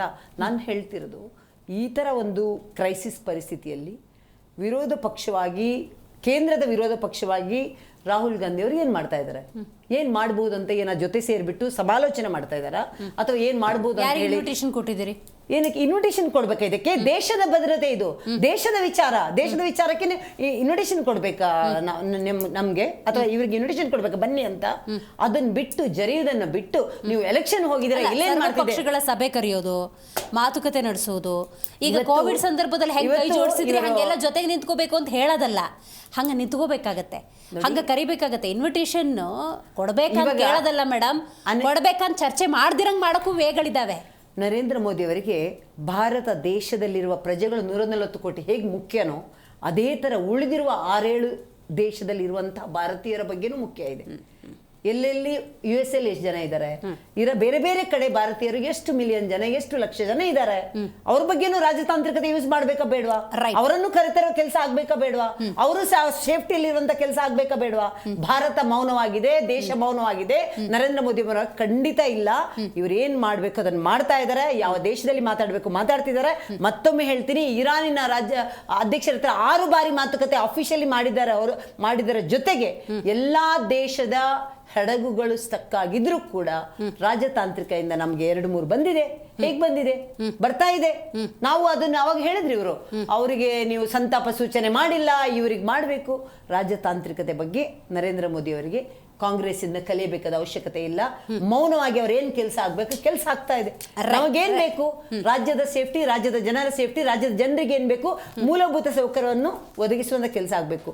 ಕೊರೋನಾ ಕಾಲಘಟ್ಟದಲ್ಲಿ ಯಾವ ತರ ನಾವು ಮೇಂಟೈನ್ ಮಾಡಿದ್ವಿ, ಯಾವ ತರ ಸಮತೋಲನ ಮಾಡಿದೀವಿ ಅಂತ ದೇಶದ, ರಾಷ್ಟ್ರದ, ವಿಶ್ವದ ಜನನೇ ಅದನ್ನ ನೋಡಿದ್ದಾರೆ. ಇಡೀ ವಿಶ್ವಕ್ಕೂ ಕೂಡ ನಂಬಿಕೆ ಇದೆ. ಆದ್ರೆ ಭಾರತ ದೇಶದಲ್ಲಿರುವ ಕಾಂಗ್ರೆಸ್ಗೆ ಮಾತ್ರ ನರೇಂದ್ರ ಮೋದಿ ಅವರ ಮೇಲೆ ನಂಬಿಕೆ ಇಲ್ಲ. ಇಡೀ ವಿಶ್ವಕ್ಕೆ ನಂಬಿಕೆ ಇದೆ. ನೋಡೋಣ, ಅದ್ರ ಬಗ್ಗೆ ಡೀಟೇಲ್ ಆಗಿ ಚರ್ಚೆ ಮಾಡೋಣ. ದರ್ಶನ್ ಅವರು 2 ವಿಷಯ ನಮಗೆ ಇವತ್ತು ನೀವು ಪ್ರಸ್ತಾಪ ಮಾಡಬೇಕು. ನೀವು ವಿರೋಧಿಸ್ತಾ ಇದ್ದೀರಿ ನಿಲುವು ನಿರ್ಧಾರಗಳನ್ನು, ನಿರ್ವಹಣೆಯನ್ನು ಇನ್ನೂ ಎಷ್ಟು ಚೆನ್ನಾಗಿ ಮಾಡಬಹುದು ಅನ್ನೋದ್ರ ಬಗ್ಗೆ ಟೀಕೆ ಟಿಪ್ಪಣಿಗಳು. ಚುನಾವಣಾ ಪ್ರಚಾರ ಮಾಡೋದಲ್ಲ, ದೇಶ ಜನತೆ ಜೊತೆ ನಿಂತ್ಕೋಬೇಕು ಅಂತ ಹೇಳಿ. ಬಟ್ ನಿಮ್ಮ ಶಶಿ ತರೂರ್ ಅವರು ಒಂದು ಸ್ಟೇಟ್ಮೆಂಟ್ ಕೊಟ್ಟಿದ್ದಾರೆ, ಜವಾಬ್ದಾರಿಯುತ ರಾಜ್ಯ ಕೌಶಲ್ಯ. ಇದುವರೆಗೂ ಕೂಡ ಇರಾನ್, ಇಸ್ರೇಲ್, ಅಮೇರಿಕ ಯುದ್ಧದ ಸಂದರ್ಭದಲ್ಲಿ ಸೈಲೆಂಟ್ ಆಗಿದ್ದು ಎಷ್ಟು ಜಾಣ ನಡೆ ಅನ್ನೋದನ್ನು ಅವರು ಉಲ್ಲೇಖ ಮಾಡಿದ್ದಾರೆ. ಅದರ ಬಗ್ಗೆ ನೀವು ಕ್ಲಾರಿಫೈ ಮಾಡಬೇಕು. ಅದನ್ನು ಅವರು ಜವಾಬ್ದಾರಿಯುತ ರಾಜ್ಯ ಕೌಶಲ್ಯ ಅಂತ ಕರೆದಿದ್ದಾರೆ. ಇನ್ನು ಇದು ಒಂದು ಭಾಗ. ಎರಡನೇದು, ನರೇಂದ್ರ ಮೋದಿಯವರು ಅಂದಾಗ ವಿಶ್ವಗುರು ಅಂತ ಕರೆಸ್ಕೊಳ್ತಾರೆ BJPಯವರು ಅಥವಾ ಅವರ ಫಾಲೋವರ್ಸ್ ಪ್ರಕಾರ. ಆ ದೇಶದ ಯುದ್ಧಗಳನ್ನು ನಿಲ್ಲಿಸುವಂಥ ನಿಟ್ಟಿನಲ್ಲಿ ನರೇಂದ್ರ ಮೋದಿಯವರ ಪಾತ್ರವನ್ನು ಉಲ್ಲೇಖ ಮಾಡಿ. ಯಾಕಂದರೆ ಪಾಕಿಸ್ತಾನ ಮಧ್ಯಸ್ಥಿಕೆ ವಹಿಸೋದಕ್ಕೆ ಮುಂದಾಗಿದೆ. 2 ವಿಚಾರ. ಏನು ಶಶಿ ತರೂರ್ ಅವರು ಉಲ್ಲೇಖ ಮಾಡಿರೋದು ಹೌದು, ಮೌನವಾಗಿದ್ದಾರೆ ಅನ್ನುವಂಥದ್ದನ್ನ ಇಂಡೈರೆಕ್ಟ್ ಆಗಿ ಹೇಳಿದ್ದಾರೆ. ಮೌನ ಇಲ್ಲ. ಯಾವುದನ್ನ ಈಗ ನಾವು ಏನಾದರೂ ಸಮಸ್ಯೆನ ನಾವು ಹೇಳ್ಕೊಂಡಾಗ ಅಥವಾ ವಿಚಾರವನ್ನ ಪರಾಮರ್ಶೆ ಮಾಡಿದಾಗ, ಆ ವಿಚಾರಗಳ ಬಗ್ಗೆ ಚರ್ಚೆ ಆದಾಗ ಅದ್ರ ಬಗ್ಗೆ ನಾವು ಏನಾದರೂ ಒಂದು ಉತ್ತರ ಕೊಡ್ಬೋದು, ಏನಾದ್ರು ಅಂದಿದಾರಂತ. ಈಗ ನಮ್ಮ DK ಸಾಹೇಬ್ರು ಯಾವಾಗಲೂ ಹೇಳ್ತಾರೆ, more strong more enemies, no strong no enemies ಅಂತ ಹೇಳಿ, ಆಯ್ತಾ? More speak more enemies, less speak less enemies ಅಷ್ಟೇನೆ. ಒಟ್ಟಾರೆ ಆ ಒಂದು ಯಾರು ಶಶಿ ತರೂರ್ ಅವ್ರ ವಿಚಾರಕ್ಕೆ ನಾನು ಇಷ್ಟನ್ನಷ್ಟೇ. ಇಟ್ಸ್ ಅ ಗುಡ್ ಸ್ಟ್ರಾಟಜಿ ಅಲ್ವಾ? ಅಲ್ಲ, ಮೌನಂ ಅದೇನೋ ಹೇಳ್ತಾರಲ್ಲ, ಇರ್ಲಿ ಮೇಡಮ್, ಯಾಕೆಂದ್ರೆ ಮೌನದ ವಿಚಾರಕ್ಕೆ ಸುಮಾರು ವಿಚಾರ ಇದೆ ಮೇಡಮ್. ಒಂದು ವಿಚಾರವನ್ನು ಪ್ರಸ್ತಾಪ ಮಾಡಬೇಕಾದ್ರೆ ಘನವೆತ್ತ ನರೇಂದ್ರ ಮೋದಿಯವರು ಈ ದೇಶದ ಪ್ರಧಾನಿ. ಅವರ ಒಂದು ರಾಜತಾಂತ್ರಿಕ ನಡೆಗಳು, ಯಾರ್ಯಾರ ಜೊತೆ ಮಾತಾಡದೆ, ಯಾರ್ಯಾರಿಗೆ ಬರ್ಡೇ ವಿಶ್ ಮಾಡದೆ, ಯಾವ ರಾಷ್ಟ್ರದೊಂದಿಗೆ ಈ ವಿಚಾರವನ್ನು ಮಾತಾಡದೆ, ಅಂದರೆ ಒಂದು ಪೋಸ್ಟು ರಾಷ್ಟ್ರಗಳ ಜೊತೆ ನಾ ಮಾತಾಡದಂತ ಒಂದು ಪೋಸ್ಟ್ ಹಾಕಿದ್ದಾರೆ. ಅದನ್ನು ಬಿಟ್ಟರೆ ಇನ್ನೆಲ್ಲ ಓಣಂ ವಿಶಸ್ಸು ಮತ್ತಿನ್ನೊಂದು, ಅದ್ರ ಜೊತೆಗೆ ಮೊನ್ನೆ ಚುನಾವಣೆ ರ್ಯಾಲಿದು ಪ್ರತಿಯೊಂದು ಪೋಸ್ಟ್ ಹಾಕಿದ್ದಾರೆ. ನರೇಂದ್ರ ಮೋದಿಯವರು 6 ಬಾರಿ ಏನೋ ಫೋನ್ ಮಾಡಿದ್ರು, ಮತ್ತಿನ್ನೊಂದು ಎಲ್ಲ ಕಟ್ಟು ಕಥೆಗಳನ್ನ ಕೇಳೋದಕ್ಕೆ ನಾವು ವಾಟ್ಸಪ್ ಯೂನಿವರ್ಸಿಟಿಯ ಗುಗ್ಗುಗಳೆಲ್ಲ ಒಂದು. ಎರಡನೇದು, ಇವತ್ತಿನ ಈಗ ಅವ್ರು ಮಾತಾಡಿದ್ದಾರೆ ಅಂತ BJPಯವರು ಹೇಳ್ತಾರೆ, ಮಾತಾಡಿಲ್ಲ ಅಂತ ನೀವು ಹೇಳ್ತೀರಾ. ಈ ನಮ್ಮ ಕಾರ್ಯಕ್ರಮ ನೋಡ್ತಾರಲ್ಲ ಜನ ಏನ್ ಅನ್ಕೋಬೇಕು? ನಾನು ಇಲ್ಲಿ ಶ್ರೀ ನರೇಂದ್ರ ಮೋದಿ ಅವರು ಮಾತಾಡಿರೋದನ್ನೇ ಜನ ಕೇಳ್ತಾರೆ. ನಾನು ನರೇಂದ್ರ ಮೋದಿ ಅವರ ಅಫಿಷಿಯಲ್, ನಾನು ಅವ್ರನ್ನ ಫಾಲೋ ಮಾಡ್ತಾ ಇದ್ದೀನಿ. ಯಾಕೆಂದ್ರೆ ಅವ್ರು ನಮ್ಮ ದೇಶದ ಪ್ರಧಾನಿ ಅಲ್ವಾ. ನಮ್ಮ ಪ್ರಧಾನಿಯವರು ಯಾವ ನಿರ್ಧಾರ ತಗೊಳ್ತಾರೆ, ಎಲ್ಲೆಲ್ಲಿ ಹೋಗ್ತಾರೆ, ಬರ್ತಾರೆ, ನನಗೂ ಬಹಳ ಕೌತುಕ ಕುತೂಹಲ. ಹಾಗಾಗಿ ಅದನ್ನ ನೋಡಿ ನಾವು ವಾಸ್ತವಾಂಶ ಹೇಳಿ. ಅಲ್ಲ, ನಿನ್ನೆ ಮಾತಾಡಿದ್ ನೀವು ಕೇಳಿಸ್ಕೊಂಡ್ರಾ? ಅದು ಪೋಸ್ಟ್ ಆಗಿದೆ ಮೇಡಮ್, ಅದು ಪೋಸ್ಟ್ ಆಗಿದೆ. ನಾನೇನು ಅದನ್ನಿಲ್ಲ ಅಂತ ಹೇಳ್ತಾ ಇಲ್ಲ. ನೋಡಿ, ಇದೆಯಲ್ಲ, ನನ್ನ ಮಾತಾಡೋದು ಇಲ್ಲ. ಹಾಗೆ ಅಲ್ಲ, ಮಾತಾಡಿಲ್ಲ ಅಂತ ಹೇಳಕ್ ಆಗಲ್ಲ ನೀವು. ಇಲ್ಲ, ನಾನು ಅಲ್ಲಿ ಇರೋ ಸತ್ಯಾಂಶ ಹೇಳಿದ್ದು. ಮತ್ತೆ ಇನ್ನೊಂದು, ಇವತ್ತಿನ ತನಕ ನನಗೆ ಸ್ವಲ್ಪ ದ್ವಂದ್ವನೇ ಆಯ್ತು. Anyhow continue madam. ಇವತ್ತಿನ ತನಕ ಈಗ ಉದಾಹರಣೆ ಯಾವುದು ಮಯೂರಿ ನಾರಿ ಅಂತೇಳಿ ಒಂದು ಬ್ಯಾಂಕಾಕ್ ನೌಕೆ ನಮ್ಮ ಭಾರತಕ್ಕೆ ಬರ್ತಾ ಇತ್ತು.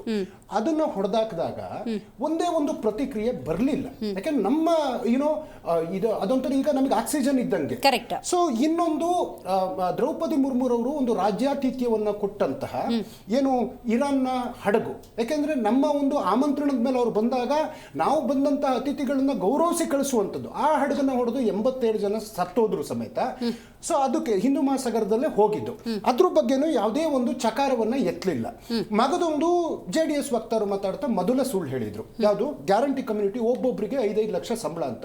ನಮ್ಮ ಸರ್ಕಾರದ ಇಲಾಖೆನಲ್ಲಿ ರಾಷ್ಟ್ರಪತಿಗಳಿಗೆ 5 ಲಕ್ಷ ಸಂಬಳ ಇದೆ. ಅದಕ್ಕಿಂತ ಕಮ್ಮಿ ಇರ್ತಕ್ಕಂಥ ಇದು ಒಬ್ಬನ ಸಂಬಳ ಏನಿಲ್ಲ ಅಂದ್ರೆ ಒಂದು 60,000 1 ಲಕ್ಷನೋ ಹಬ್ಬ ಅಂದ್ರೆ ಅಧ್ಯಕ್ಷಗಿರ್ಬೋದು. ಸುಮ್ಮನೆ 5 ಲಕ್ಷ ಕೊಡ್ತಾ ಇದ್ದಾರಂತೆ ಜನರಿಗೆ ಸುಳ್ಳು ಹೇಳ್ಬಾರ್ದು. ನಾನು ಆ ಸರ್ಕಾರದ ಪ್ರತಿಯನ್ನು ನೋಡಿದೆ. ಅವರ ಕಚೇರಿಯ ಡ್ರೈವರು, ಸಿಬ್ಬಂದಿ, PA ಇವ್ರನ್ನೆಲ್ಲ ಸೇರಿ ಅಷ್ಟು ಸಂಬಳ ಇರೋದು. ಸುಮ್ಮನೆ ಒಬ್ರಿಗೆ ಕೊಡ್ತಾ ಇದ್ದಾರೆ ಅಂತ ಹೇಳಬಾರ್ದು. ಮತ್ತೆ ರಾಜ್ಯ ಸರ್ಕಾರ ಏನು ಮಾಡಿಲ್ಲ. ರಾಜ್ಯ ಸರ್ಕಾರ ಸಿಲಿಂಡರ್ನ ಏನಾದರೂ ಸೃಷ್ಟಿ ಮಾಡೋದಕ್ಕಾಗಲ್ಲ. ಇರೋ ಸಿಲಿಂಡರ್ಗಳಲ್ಲಿ ಒಟ್ಟು ನಾವು ಕಮರ್ಷಿಯಲಿ ಕಂಟಿನ್ಯೂ ಮಾಡಿ. ಅದಕ್ಕೂ ಮುಂಚೆ ಒಂದು ಆ್ಯಡ್ ಆನ್ ಮಾಡ್ತೀನಿ, ಹಂಗ ಕಂಟಿನ್ಯೂ ಮಾಡಿ. ಕೇಂದ್ರ ಸರ್ಕಾರದಿಂದ ರಾಜ್ಯಕ್ಕೆ ಎಷ್ಟು ಸಿಲಿಂಡರ್ ಬರುತ್ತೆ, ಏನು ಎತ್ತ, ಅದನ್ನ ನಿರ್ವಹಣೆ ರಾಜ್ಯ ಸರ್ಕಾರ ಹೆಂಗೆ ಮಾಡುತ್ತೆ ಅನ್ನೋದು ಇಂಪಾರ್ಟೆಂಟ್. ಸ್ಟಾಕ್ದು ನೀವು ಡೀಟೇಲ್ಸ್ ಕೊಡಿ. ಬಟ್ ಕಾಳಸಂತೆ ಲಾಕ್ ಆಗಿದೆ. ಸಾಮಾಜಿಕ ಜಾಲತಾಣದಲ್ಲಿ ಬಹಳಷ್ಟು ವಿಡಿಯೋಗಳು ವೈರಲ್ ಆಗ್ತಾ ಇದ್ದಾವೆ. ಯಾರೋ ಒಬ್ಬ ಅಧಿಕಾರಿಗೆ ಮಾತಾಡ್ತಾರೆ, ಯಾರೋ ಏಜೆನ್ಸಿಯವರಿಗೆ ಒಬ್ಬ ಲೇಡಿ ಮಾತಾಡೋದು ಕೂಡ ಇವತ್ತು ವೈರಲ್ ಆಗಿದೆ. 380 ಸಿಲಿಂಡರ್ ಇಲ್ಲೇ ಇದ್ದಾವೆ, ಇದನ್ನು ಎಷ್ಟಕ್ಕೆ ಸೇಲ್ ಮಾಡೋಣ ಅಂತ ಮಾತುಕತೆ ನಡೆಸ್ತಾರೆ. ಅಂದರೆ ಇಂಥವನ್ನ ಕಟ್ ಮಾಡೋಕ್ಕೆ ಏನು ಮಾಡ್ತಾ ಇದ್ದೀರಿ ಅಂತ ಆ ಒಂದು ವಿಚಾರಕ್ಕೆ ಎಸ್ಮಾ ಹಾಕಬೇಕು ಅಂತ ಕೇಂದ್ರನೂ ಹೇಳಿದ್ದಾರೆ, ರಾಜ್ಯ ಸರ್ಕಾರನೂ ಹೇಳಿದೆ. ಸೊ ನಾನು ಅವತ್ತು ನಿಮ್ಮನ್ನ ರಿಕ್ವೆಸ್ಟ್ ಮಾಡಿದ್ದು, you people are doing a great job. Because ಅವುಗಳನ್ನ ಹೊರಗಡೆ ತೆಗೆದಾಗ, ಯಾಕೆಂತಂದ್ರೆ ಮೇಡಮ್ ದಿವ್ಯ ದೃಷ್ಟಿ ಯಾರಿಗೂ ಇರಲ್ಲ. ಅವುಗಳನ್ನ ಮಾಧ್ಯಮ ಗೌರವ ಸ್ಥಾನದಲ್ಲಿದ್ದು ಮಾಡ್ತಾ ಇದ್ದಾರೆ. Appreciate for that. ಮೇಡಮ್ ಇಲ್ಲಿ ತನಕ ಕಮರ್ಷಿಯಲ್ 16,105 ಸಿಲಿಂಡರ್ಗಳನ್ನ ಕೊಡಲಾಗಿದೆ ಮೇಡಮ್. ಅದರಲ್ಲಿ ಹೋಟೆಲ್ಗಳಿಗೆ ತಲುಪಿರೋದು ಕೇವಲ 33%. ನಾವೆಷ್ಟಿರ್ತದೆ ಅಂದ್ರೆ 3,300 ಸಿಲಿಂಡರ್ಗಳು. 10,000 ಅವಶ್ಯಕತೆ ಪೂರೈಕೆ ಅವಶ್ಯಕತೆ ಇದ್ದಾಗ ಕೇವಲ 3,300 ಹೋಗಿದೆ. ಹಾಗೇನೆ ಏನು ಆಸ್ಪತ್ರೆಗಳಿಗೆ ಒಟ್ಟು 4,000 ಸಿಲಿಂಡರು, ಮತ್ತೆ ಹೋಟೆಲ್ಗಳಿಗೆ PG, ಇಂದಿರಾ ಕ್ಯಾಂಟೀನು, KMFಗೆ ಒಟ್ಟು 10,000 ಸಿಲಿಂಡರ್ಗಳ ಪೂರೈಕೆ ಆಗಿದೆ ಮೇಡಮ್. ದ ಡೇ ಫಸ್ಟ್ ಇಂದ ಸುಮ್ಮನೆ ಒಂದು ಸರ್ಕಾರ ಏನು ಉಪಯೋಗ ಇಲ್ಲ ಮತ್ತಿನ್ನೊಂದಿಲ್ಲ, ಸರಿ ಖಾಲಿ ಮಾತಲ್ಲ. ನಮ್ಮ ನೋಡಿ, ನಾ ಹೇಳಿದೆ ಇವನ್ನ ನಾವು ಯಾವುದು ಸೃಷ್ಟಿ ಮಾಡೋದಕ್ಕಾಗೋದಿಲ್ಲ. ಗೌರವಾನ್ವಿತ ಆಹಾರ ಸಚಿವರು ಮುನಿಯಪ್ಪನವರು ಡೇ ಫಸ್ಟ್ ಇಂದ ಏನು ಹೋಟೆಲ್ ಅಸೋಸಿಯೇಷನ್ ಆಗಿರ್ಬೋದು, ಪ್ರತಿಯೊಬ್ಬರ ಹತ್ರ ಮಾತಾಡಿ ನಮ್ಮಲ್ಲಿ ಏನು ಸ್ಟಾಕ್ ಇದೆ ಅದನ್ನ ಕೊಡೋದು. ಆಯ್ತು, ನೀವು ಹೇಳಿದ್ರಿ ಏನು ಇಷ್ಟೆಲ್ಲ ಆಗಿ 2 ಹಡಗುಗಳು, ಯಾವ್ದದು ಹಡಗಿನ ಹೆಸರು ಶಿವಾನಿಕಾ ಮತ್ತೆ ನಂದಾದೇವಿ ಅಂತೇಳಿ ಬಂದು, ಎಸ್ ಅದಾಯ್ತಲ್ಲ, ಇನ್ನೊಂದು 30-40 ಹಡಗಿದವಲ್ಲ, ಏನ್ ರಾಜತಾಂತ್ರಿಕ ಗೆಲುವು ಅಂತ ಬಂದಿದ್ದು. ಯಾವ ಒಂದು ಯುದ್ಧ ಸಂದರ್ಭದಲ್ಲಿ ಏನ್ ಮೂವ್ ಆಯ್ತು ಬಂದಿದ್ದಾವೆ. ಆಯ್ತು, ಆ ಬಂದಂತ ಹಡಗಿನ ಗ್ಯಾಸು ಎಲ್ಲಿ ಕರ್ನಾಟಕಕ್ಕೆ ಸ್ಟಾಕ್ ಬರ್ಬೇಕಲ್ವಾ, ಇಲ್ಲಿ ತನಕ ಬಂದಿಲ್ಲ. ಪಂಚರಾಜ್ಯ ಚುನಾವಣೆ ಏನಿದೆ ಅಲ್ಲಿಗೆ ಭರ್ಪೂರಾಗಿ ಸ್ಟಾಕ್ ಹೋಗಿ ನಿಂತಿದೆ. ಯಾಕಂದ್ರೆ ಅವರ ದೌರ್ಬಲ್ಯಗಳು ಕರ್ನಾಟಕಕ್ಕೆ ಬರ್ತಾ ಇಲ್ಲ. ಕರ್ನಾಟಕಕ್ಕೆ ಬರ್ತಾ ಇಲ್ಲ. ಇವತ್ತು ವೆಸ್ಟ್ ಬೆಂಗಾಲ್ ಆಗಿರ್ಬೋದು, ಅಸ್ಸಾಂ ಆಗಿರ್ಬೋದು, ಪುದುಚೇರಿ ಆಗಿರ್ಬೋದು, ತಮಿಳುನಾಡು ಆಗಿರ್ಬೋದು, ಕೇರಳ ಆಗಿರ್ಬೋದು, ಇಲ್ಲಿಗೆ ಹೆಚ್ಚಿನ ಸ್ಟಾಕ್ ಅನ್ನ ಕೊಡ್ತಾ ಇದ್ದಾರೆ. ಆಮೇಲೆ ಹೇಳ್ತಾರೆ ಏನೋ ಸೌದೆ ಒಲೆಯಲ್ಲಿ ಮಾಡ್ಕೊಳ್ಳಿ ಅಂತೇಳಿ. ನಾವು ಕೇಳ್ತಾ ಇರೋದು ಇದು ಬಹಳ ಅತಿ ಅವಶ್ಯಕ ಇರತಕ್ಕಂತ. ಅದೇನೋ ಗ್ಯಾಸ್ ನೀವಾಗ 14 kg 10 kg ಕೊಡ್ತೀವಿ ಅಂತ 4 kg ನೀವು ಕಿತ್ಬಿಟ್ಟು ಕೊಟ್ರೆ ಅಲ್ಲಿ ಬೇಯ್ಬೇಕಲ್ವಾ ಏನಾದ್ರು ಪದಾರ್ಥಗಳು. ಮತ್ತೆ ನಾವು ನಮ್ದು ಪ್ರಾಚೀನ ಏನು ಈಗೆಲ್ಲ ಸೃಷ್ಟಿ ಮಾಡಿದ್ದಾರೆ, ನಮ್ದು ಪಾರಂಪರೆ ಸಂಸ್ಕೃತಿ. ಒಲೆ ಅದ್ಯಾವುದು ನೋಡಿದೆ, ಒಲೆ ಉರ್ಸಿದ್ರೆ ಆರೋಗ್ಯ ಎಲ್ಲ ಬಹಳ. ಯಾರು ಬಿಜೆಪಿ ಅವ್ರು ಮಾಡ್ತಾರೆ, ನಾನು ಸೋಷಿಯಲ್ ಮೀಡಿಯಾ ಅದನ್ನು ಉಲ್ಲೇಖ ಮಾಡಿ ಏನು ಆರೋಗ್ಯ ಎಂತದ್ದು ಉಸಿರಾಟ ಎಲ್ಲ ಬಹಳ ಚೆನ್ನಾಗಾಗ್ತದೆ ಅಂತ. ಪಾಪ ನಾನು ನೆನ್ಸ್ಕೊಳ್ತೀನಿ. ಇದೇ ಸೌದೆ ಒಲೆಯಲ್ಲಿ ಒಂದ್ ನಿಮಿಷ ಸೌದೆ ಒಲೆಯಲ್ಲಿ ನಿಮ್ ಟೈಮ್ ಬಂದಾಗ ಮಾತಾಡಿ. ಸೌದೆ ಒಲೆಯಲ್ಲಿ ನಮ್ ದೊಡ್ಡಮ್ಮ ಪಾರ್ವತಿ ಅಂತೇಳಿ ಸೌದೆ ಒಲೆನೇ ಉಪಯೋಗಿಸ್ತಾ ಇದ್ರು. ಅವ್ರಿಗೆ ಕೊನೆಗೆ ಲಂಗ್ಸ್ ಕ್ಯಾನ್ಸರ್ ಆಗಿ ತೀರ್ಕೊಂಡ್ರು. ವಾಸ್ತವಾಂಶ ಹೊಗೆಯಿಂದ ಅಪಾಯಗಳು 1000 ಇದಾವೆ. ಸುಮ್ಮನೆ ನಮ್ಮನ್ನ ಚಕ್ರಗಳನ್ನ ಮಾಡೋದನ್ನ ಬಿಡ್ಬಿಡಿ ಬಿಜೆಪಿ. ನೀವು ಬಿಜೆಪಿ ಅವರು ಅಡ್ವರ್ಟೈಸ್ ಮಾಡ್ತಿದ್ದಾರೆ ಸೌದೆ ಒಲೆ ಅಂತ. ಕಾಂಟ್ಯಾಕ್ಟ್ ಚೇಂಜ್ ಆಗುತ್ತೆ, ತೋರಿಸ್ತೀನಿ ನಾನು. ವಾಟ್ಸ್ಆಪ್ ಅಲ್ಲಿ ಫೇಸ್ಬುಕ್ ಅಲ್ಲಿ ಏನೇನ್ ಬರ್ತಾ ಇದೆ ಅಂತೇಳಿ. ಆಮೇಲೆ ಇನ್ನೇನು ಹಸಿಯಾದಂತಹ ಪದಾರ್ಥವನ್ನು ತಿನ್ನಿ ಅಂತ ಅಡ್ವೈಸ್ ಮಾಡ್ತಾ ಇದ್ದಾರೆ. ಅದು ಆರೋಗ್ಯಕ್ಕೆ ಬಹಳ ಒಳ್ಳೇದಂತೆ ಮೇಡಮ್. ಬಿಜೆಪಿ ಎಷ್ಟು ಚೆನ್ನದ್ ಬೇಕು ನಾನು ತೋರಿಸ್ತೀನಿ.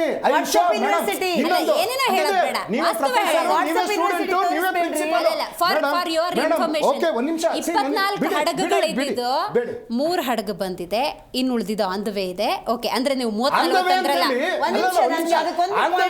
ಆಲ್ರೆಡಿ 12 ದಿನ ಆಯ್ತು. ಆನ್ ದ ವೇ 12 ದಿನದ ಆನ್ ದ ವೇನೇ ಇದಾವೆ. ಯಾಕೆ ಬರೋದಕ್ಕಾಗಿಲ್ಲ ಅನ್ನುವಂಥದ್ದು.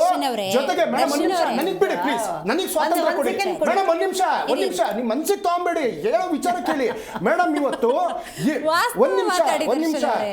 ಇವತ್ತು ಒಂದು ಇಸ್ರೇಲ್ ದೇಶಕ್ಕೆ ಹೋಗಿ ಆಪರಿ we stand with Israel is my fatherland ಎಲ್ಲ ಅಂದಾಗ ಇರಾನ್ ಅವರು ಒಂದು ಹೇಳಿಕೆ ಕೊಟ್ಟಿದ್ದಾರೆ ಅವ್ರ ಎಂಬೇಸಿ ಇಂಡಿಯಾದಲ್ಲಿ. ನಾವು ಇಂಡಿಯಾ ದೇಶದ ಜನತೆ ನಮ್ಮ ದೇಶಕ್ಕೆ ಕಂಬನಿ ಮಿಡಿದ ಕಾರಣಕ್ಕಾಗಿ ಮಾನವೀಯತೆ ದೃಷ್ಟಿಯಿಂದ ಎರಡು ಹಡಗನ್ನ ಬಿಟ್ಟಿದ್ದೇವೆ ಹೊರತು ಈ ಗೌರ್ಮೆಂಟ್ಗೋಸ್ಕರ ಅಲ್ಲ ಅನ್ನುವಂಥದ್ದನ್ನ ಅವರೇ ಒಂದು ಮಾಧ್ಯಮದಲ್ಲಿ ಸೆಕೆಂಡ್ ಲೈನ್ ನಾಟ್ ಅಕ್ಸೆಪ್ಟೆಡ್. ಅಲ್ಲ ನಿಮಗಾಗಲ್ಲ ಬಿಡಿ, ನಾನು ಸತ್ಯ ನುಡಿತಾ ಇದ್ದೀನಿ. ಅವ್ರು ಮೇಡಮ್ ಒಂದ್ ನಿಮಿಷ ಮೇಡಮ್, ಯಾಕೆ ಗೊತ್ತಾ, ನಾವು ವಾಸ್ತವವನ್ನ ಮಾತಾಡಬೇಕಾಗತ್ತೆ. ಹೆಂಗೆ ಅಂತ ನಾವು ನೋಡ್ತಾ ಹೋಗೋದಾದ್ರೆ, ಈಗ ಹಾರ್ಮುಜ್ ಜಲಸಂಧಿ ಹತ್ರ 24 ಭಾರತದ ಹಡಗುಗಳು ಸಿಕ್ಕಾಕೊಂಡಿತ್ತು ನೋಡಿ. ಅದರಲ್ಲೊಂದು 3 ಬಂದಿದೆ, ಉಳಿದವು ಬರ್ತಾ ಇದ್ದಾವೆ, ರೈಟ್. ಆ 24 ಹಡಗು ಬಂದ ತಕ್ಷಣ ರಿಷಿಕ್ ಅವರೇ ಸಮಸ್ಯೆ ಸಾರ್ಟ್ ಔಟ್ ಆಯಿತು ಅಂತಲ್ಲ. ಯುದ್ಧ ನಿಂತು ಅಲ್ಲಿ ಸೈಕಲ್ ಸ್ಟಾರ್ಟ್ ಆಗಬೇಕು. ಆ ನಿಟ್ಟಿನಲ್ಲಿ ಯುದ್ಧ ನಿಲ್ಲಬೇಕು. ನಾನು ಅದಕ್ಕೆ ದರ್ಶನ್ ಅವ್ರಿಗೆ ಕೇಳಿದ್ದು, ಪಾಕಿಸ್ತಾನ ಇವತ್ತು ಆ ಯುದ್ಧವನ್ನು ನಿಲ್ಲಿಸೋದಕ್ಕೆ ಮಧ್ಯಸ್ಥಿಕೆ ವಹಿಸ್ತಾ ಇದೆ, ಇಸ್ಲಾಮಾಬಾದಲ್ಲಿ ಮೀಟಿಂಗ್ ಆಗ್ತಾ ಇದೆ ಅಂತ. ಆದರೆ ವಿಶ್ವಗುರು ಅಂತ ಕರೆಸ್ಕೊಳ್ಳುವಂಥ ಪ್ರಧಾನಿ ನರೇಂದ್ರ ಮೋದಿ ಅವರು ಇದರಲ್ಲಿ ಯಾವ ರೀತಿ ಪಾತ್ರವನ್ನು ವಹಿಸ್ತಾ ಇದ್ದಾರೆ ಅನ್ನೋದು ಬಹಳ ಮುಖ್ಯ ಆಗುತ್ತೆ. False narration. ನಿಮಗೆ ಪಾಕಿಸ್ತಾನ ಏನೋ ನಾನು ಯುದ್ಧ ನಿಲ್ಲಿಸ್ಬಿಡ್ತೀನಿ ಅಂತ ಹೋಗ್ತಾ ಇರೋದಲ್ಲ ನೋಡಿ. US ಇರಾನ್ ಮೇಲೆ ಸ್ಟ್ರೈಕ್ ಮಾಡಿದ್ದು ಮೇನ್ ನಿಮ್ಗೆ ಏನು ಅಂತಂದ್ರೆ they are enriching the uranium ಅಂತ. ಯುರೇನಿಯಂ ನಿಮಗೆ 60% ಪ್ಲಸ್ ಎನ್ರಿಚ್ ಮಾಡಿದ್ರೆ ದಟ್ ಕ್ಯಾನ್ ಬಿ ಯೂಸ್ ನಿಮಗೆ ನ್ಯೂಕ್ಲಿಯರ್ ವೆಪನ್ಸ್ಗೆ ಯೂಸ್ ಮಾಡ್ಬೋದು ಅಂತ ಅಂದ್ಬಿಟ್ಟು ದಟ್ ಇಸ್ ದ ಪ್ರೈಮರಿ. ನಿಮಗೆ ಏನದು ಟ್ರಂಪ್ ನಿಮಗೆ ಇರಾನ್ ಮೇಲೆ ಯುದ್ಧ ಸರಕ್ಕೆ ಹೋಗ್ತಾ ಇರೋಂಥದ್ದು. ಸೊ ನೆಕ್ಸ್ಟ್ ಟಾರ್ಗೆಟ್ ಅಲ್ಲಿ ಇರೋದು ಯಾವುದು ಅಂದ್ರೆ ಪಾಕಿಸ್ತಾನ. ನಿಮಗೆ ಪಾಕಿಸ್ತಾನ ಕೂಡ any time US can attack. ನಿಮಗೆ US ಯಾವಾಗ ಬೇಕಾದ್ರೂ ಅಟ್ಯಾಕ್ ಮಾಡ್ಬೋದು. ಬಿಕಾಸ್ ಪಾಕಿಸ್ತಾನ ಕೂಡ ನ್ಯೂಕ್ಲಿಯರ್ ವೆಪನ್ಸ್ ಇಟ್ಕೊಂಡಿರೋಂಥ country, plus uranium 60% and above enrich ಮಾಡ್ತಾ ಇದ್ದಾರೆ ಟೆಕ್ನಿಕಲಿ ಸ್ಪೀಕಿಂಗ್ ನಿಮಗೆ ಜಿಯೋ ಪೊಲಿಟಿಕ್ಸಲ್ಲಿ. ಸೊ ಆ ಒಂದು ಭಯದಲ್ಲಿ ನೆಕ್ಸ್ಟ್ ನಮ್ಮ ಬುಡಕ್ಕೆ ಎಲ್ಲಿ ಬರುತ್ತೆ ಅನ್ನೋದು ಒಂದು. ಆಮೇಲೆ ಅಫ್ಘಾನಿಸ್ತಾನಿಂದ ಪದೇ ಪದೇ ರಿಪೀಟೆಡ್ಲಿ ಅವ್ರಿಗೆ ತೊಂದರೆ ಆಗ್ತಾ ಇದೆ. They are almost in the narration of defeating. Correct. ಈ ಎಲ್ಲ ವಿಚಾರದಲ್ಲಿ ದೇ ಆರ್ ಸೆಲ್ಫ್ ಡಿಫೆನ್ಸಿಂಗ್ ಅಷ್ಟೇ ಹೊರತು ಅವ್ರು ಯಾವುದು ನಿಮಗೆ ನಾನೇನೋ ಯುದ್ಧ ನಿಲ್ಲಿಸ್ಬಿಡ್ತೀನಿ ಅನ್ನೋ ಕೆಪಾಸಿಟಿ ಅವ್ರ ಯೋಗ್ಯತೆ ಎಲ್ಲೂ ಇಲ್ಲ, ಬರೋದು ಇಲ್ಲ, ಆಗೋದು ಇಲ್ಲ. ಸೊ ಅದನ್ನ ಬಿಟ್ಬಿಡೋಣ ನಾವು. ನಮ್ಮ ದೇಶನ ಪಾಕಿಸ್ತಾನ ಕಂಪೇರ್ ಮಾಡ್ಕೊಳ್ಳೋದು ಬೇಡವೇ ಬೇಡ. ನಾವು 100 ಅಂತಂದ್ರೆ ಅವ್ರಿಗೆ 1 ಇರುವಷ್ಟು ಯೋಗ್ಯತೆನೂ ಇಲ್ಲ ಅವ್ರಿಗೆ. ಅದು ಬಿಟ್ಬಿಡಿ ಪಾಯಿಂಟ್. ಇನ್ನು ಎರಡನೇದು ಅಫ್ಕೋರ್ಸ್ ನಿಮಗೆ 24 ಅಲ್ಲ 240 ಬಂದರೂ ಕೂಡ ಕ್ರೈಸಿಸ್ ಇದ್ದೇ ಇರುತ್ತೆ. Let's be honest on that. ಸಮರ್ಥನೆ ಮಾಡ್ಕೊಳ್ಳೋದು ಬೇಡ. ಅಂಟಿಲ್ ಅನ್ಲೆಸ್ ನಿಮಗೆ ಯಾವೆಲ್ಲ ಗಲ್ಫ್ ಕಂಟ್ರೀಸ್ ನಮಗೆ ಎಕ್ಸ್ಪೋರ್ಟ್ ಮಾಡ್ತಾರಲ್ಲ, ನಾವು ಯಾರೆಲ್ಲ ಇಂಪೋರ್ಟ್ ಮಾಡ್ಕೊಳ್ತಾ ಇದೀವಿ ಕ್ರೂಡ್ ಆಯಿಲ್, ಅಲ್ಲಿ ಮತ್ತೆ ನಿಮಗೆ ತೈಲ ಉತ್ಪಾದನೆ ಸ್ಟಾರ್ಟ್ ಆಗೋವರೆಗೂ ಈ ಸೈಕಲ್ ಅಂತ ನಾವೇನು ಹೇಳ್ತೀವಿ ಕಂಟಿನ್ಯೂಸ್ ಸೈಕಲ್, ಈ ಸೈಕಲ್ ನಿಮಗೆ 24/7 ರೌಂಡ್ ದ ಕ್ಲಾಕ್ ಕಂಟಿನ್ಯೂ ಆಗೋವರೆಗೂ ನಮಗೆ ಕ್ರೈಸಿಸ್ ಇದ್ದೇ ಇರುತ್ತೆ. Let's accept the fact. ಒಂದು. ಇನ್ನು ಎರಡನೇದು ಲೋಕಲ್ ಪೊಲಿಟಿಕ್ಸ್ ನಾವು ಬರೋದಾದ್ರೆ ನಮ್ಮ ದೇಶದಲ್ಲಿ ವಿತಿನ್ ಅಂತ ಹೇಳಿದಾಗ ಒಂದು ಜವಾಬ್ದಾರಿಯುತವಾಗಿರುವಂಥ ಈ ಇಂಡಿ ಒಕ್ಕೂಟ ಏನಿದೆಯಲ್ವಾ, ನಾನು ಸ್ವತಃ ನನ್ನ ಕಣ್ಣಾರೆ ಡೆಲ್ಲಿ ಪಾರ್ಲಿಮೆಂಟ್ ಹೌಸಲ್ಲಿ ಸೆಷನ್ನಲ್ಲಿ ಕೂತ್ಕೊಂಡು ನಾನು ನೋಡಿರುವಂಥ ವಿಚಾರನ ಇಲ್ಲಿ ಮಾಧ್ಯಮದ ಮುಖಾಂತರ ಕರ್ನಾಟಕ ರಾಜ್ಯದ ಜನತೆಗೆ ಹೇಳ್ತಾ ಇದ್ದೀನಿ. ಒಂದು ಡೇ ಅಲ್ಲಿ ನಿಮಗೆ 4 ಸತಿ ಅಡ್ಜರ್ನ್ ಆಗುತ್ತೆ ಇದೇ ವಿಚಾರ ಡಿಸ್ಕಷನ್ ಮಾಡಬೇಕಾದ್ರೆ. ಒಂದು ಜವಾಬ್ದಾರಿಯುತವಾಗಿರುವಂಥ ಕಾಂಗ್ರೆಸ್ ಆಪೋಸಿಷನ್ ಪಾರ್ಟಿ ಲೀಡರ್ ಆಗಿರೋರಿಂದ ಹಿಡ್ಕೊಂಡು ಅವ್ರ ಒಕ್ಕೂಟದವರೆಲ್ಲ ಇಟ್ಕೊಂಡು ನೀವು ಯಾವ್ದಾದ್ರು ಒಂದು ವ್ಯಾಲ್ಯೂಬಲ್ ಕ್ವಶನ್ ರೈಸ್ ಮಾಡಿದ್ರಾ ಅಂತ ಕೇಳಿದ್ರೆ ಝೀರೋ. ಅಟ್ಲೀಸ್ಟ್ ನಿಮಗೆ ಕ್ರೈಸಿಸ್ ಡಿಸ್ಕಷನ್ ಮಾಡೋಣ ಅಂತ ಸ್ಪೀಕರ್ ಕರೆದ್ರು ಕೂಡ ಇವ್ರು ಜವಾಬ್ದಾರಿ ಇರುವಂಥವ್ರು ಬಂದ್ಬಿಟ್ಟು ಮಾತಾಡಿಲ್ಲ. ಇವರು ಘೋಷಣೆ ಕೂಗ್ತಾ ಇದ್ದಿದ್ದು ಬರೀ 2 ವಿಚಾರ, ಮೋದಿಜಿ LPG ಇಷ್ಟೇ ಹೇಳ್ತಾ ಇದ್ದಿದ್ದು. ಇಷ್ಟನ್ನು ಹೇಳ್ಕೊಂಡು ಒಂದು ಸದನ ಬಾವಿಗೆ ಬರ್ತಾ ಇದ್ರು, ಮೋದಿಜಿ LPG ಅಂತ ಹೇಳ್ತಾ ಇದ್ರು. ಅರ್ಧ ಗಂಟೆ 10 ನಿಮಿಷ ಬರೀ ಬೊಂಬೆ ಹೊಡ್ಕೊಳ್ತಾ ಇದ್ರು. ದ ಸೆಷನ್ ಬೀನ್ ಅಡ್ಜರ್ನ್ಡ್ ಅಂತ ಅಂದ್ಬಿಟ್ಟು 3 ಸತಿ ಮಾಡಿದ್ದಾರೆ. ಅದನ್ನ ಸ್ವತಃ ನಾನು ನನ್ನ ಕಣ್ಣಾರೆ ನೋಡಿದ್ದೀನಿ. ಇದು ಇವರು ಜವಾಬ್ದಾರಿ ಇರುವಂತ ಒಂದು ವಿರೋಧ ಪಕ್ಷದವರು ಆನ್ ನ್ಯಾಷನಲ್ ಇಂಟ್ರೆಸ್ಟ್, ಇವ್ರ ಯೋಗ್ಯತೆಗೆ ಸೆಂಟ್ರಲ್ ಗವರ್ಮೆಂಟ್ ಅಲ್ಲಿ ಇರುವಂತ ವಿರೋಧ ಪಕ್ಷದವರು. ಇನ್ನ ಕೇಳಿಸ್ಕೊಳ್ಳಿ, ನಾನು ಹೇಳ್ತಾ ಇದ್ದೀನಿ ನೋಡಿ, ನೀವು ಮಾತಾಡ್ಬೇಕಾದ್ರೆ ಡಿಸ್ಟರ್ಬ್ ಮಾಡಿಲ್ಲ. Please you have to listen.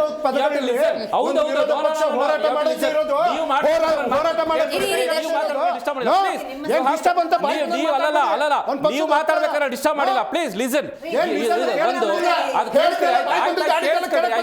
ಇದು ಸೆಂಟ್ರಲ್ ಅಲ್ಲಿ ಇರುವಂತ ವಿಚಾರಗಳು. ಇನ್ನ ಸ್ಟೇಟ್ ಬರೋಣ. ಸ್ಟೇಟ್ ಬಂದಾಗ ಹೇಳ್ತಾ ಇದ್ರು ಸೆಂಟ್ರಲ್ ಇಂದ ಬರುತ್ತೆ LPG ಅಥವಾ ಸೆಂಟ್ರಲ್ ಇಂದನೇ ಎಲ್ಲ ಬರುತ್ತೆ ಅಂತಂದ್ರೆ ಇವ್ರು ಏನ್ ಕೆಲಸ ಮಾಡ್ತಾ ಇದಾರೆ ಇಲ್ಲಿ? ಇವ್ರು ಏನ್ ಕೆಲಸ ಮಾಡ್ತಾರೆ? ಎಲ್ಲ ಸೆಂಟ್ರಲ್ ಇಂದನೇ LPG ಕೊಡುತ್ತೆ ಅನ್ನೋದ್ರೆ ಮತ್ತೆ ಕ್ರೆಡಿಟ್ ಚೆಕ್ ತಗೊಳ್ತೀರಾ ನೀವು? ಕ್ರೆಡಿಟ್ ತಗೋಬೇಕು ಅಂತಂದ್ರೆ ನೀವು ಮ್ಯಾನೇಜ್ಮೆಂಟ್ ಮಾಡ್ಬೇಕು ತಾನೆ. ಒಂದು ಕ್ರೈಸಿಸ್ ಮ್ಯಾನೇಜ್ಮೆಂಟ್ ನಿಮ್ಗೆ ಗೊತ್ತಿಲ್ಲ, ಲಾಜಿಸ್ಟಿಕ್ ಮ್ಯಾನೇಜ್ಮೆಂಟ್ ಗೊತ್ತಿಲ್ಲ ನಿಮಗೆ, ಇನ್ವೆಂಟ್ರಿ ಮ್ಯಾನೇಜ್ಮೆಂಟ್ ಅಂತೂ ತಲೆ ಕೂಡ ಗೊತ್ತಿಲ್ಲ ನಿಮಗೆ.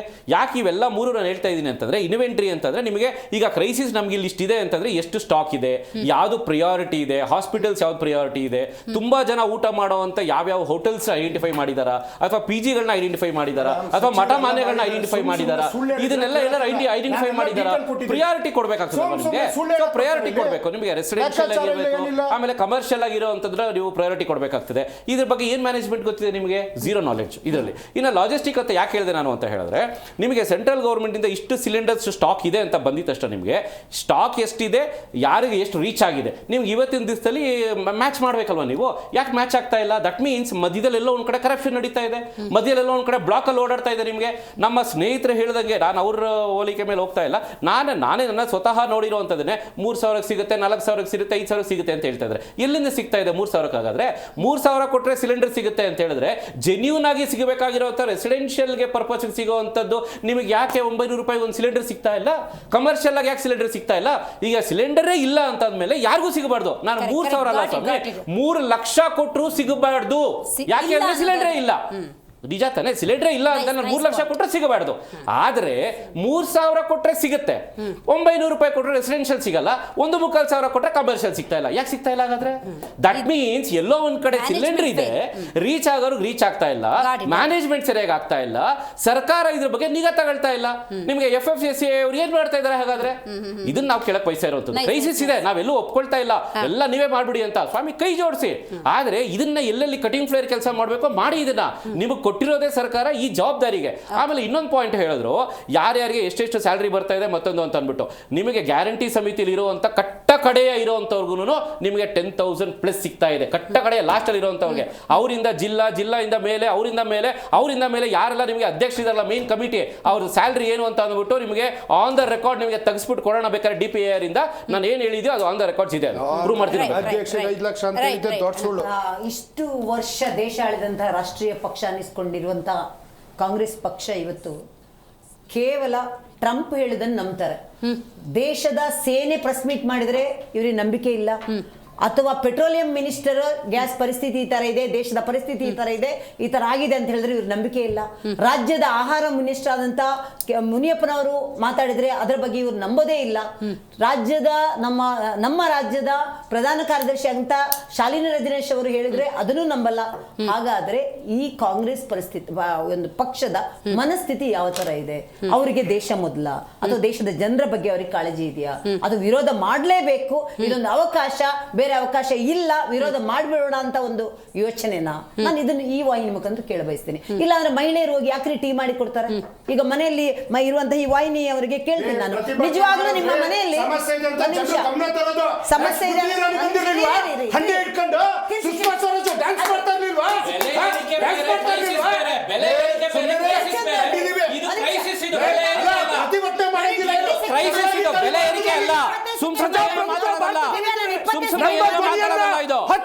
ಹತ್ತಿಕ್ಕಂತ ಕೆಲಸ ಮಾಡುವ ಕ್ರೈಸಿಸ್ ಬೇರೆ. ಮೈಯೆಲ್ಲ ಪರಿಚ್ಕೊಂಡ್ರಂತ ಎಂತ ಪರಿಸ್ಥಿತಿ ಇದೆ ಅಂದ್ರೆ, ನಾನು ಹೇಳ್ತಾ ಇದೀನಿ ನೋಡಿ ಹೆಣ್ಮಕ್ಳೇ, ನಿಮ್ಮ ಕಾಂಗ್ರೆಸ್ ಪಕ್ಷದ ಪದಾಧಿಕಾರಿ ಹೆಣ್ಮಕ್ಳೇ, ದಯವಿಟ್ಟು ಹೋಗಿ ನಿಮ್ಮ ಮನೆಯಲ್ಲಿ ಗ್ಯಾಸ್ ಇಲ್ಲ ಅಂತ ಟೀ ಮಾಡಿ ಕೊಡ್ಬೇಡಿ, ಅವರಿಗೆ ಹೇಳಿ ನಾವೇನೋ ಮಾಡ್ತಾ ಇದೀವಿ, ರಾಜ್ಯ ಸುಭಿಕ್ಷವಾಗಿರುವಂತ ನಾವು ಪ್ರಯತ್ನ ಮಾಡ್ತಾ ಇದೀವಿ, ಕೈ ಜೋಡಿಸಿ ಅಂತ ಹೇಳ್ಬೇಕೆ ಬಿಟ್ಟು ಪೆಟ್ರೋಲಿಯಂ ಸಚಿವರು ಅನ್ಕೊಂಡಿದ್ದೀರಾ? ನಿಮ್ ಪೆಟ್ರೋಲಿಯಂ ಸಚಿವರು ಉತ್ತರ ಕೊಡ್ಬೇಕು, ಮೋದಿ ಅವರು ಉತ್ತರ ಕೊಡ್ಬೇಕು.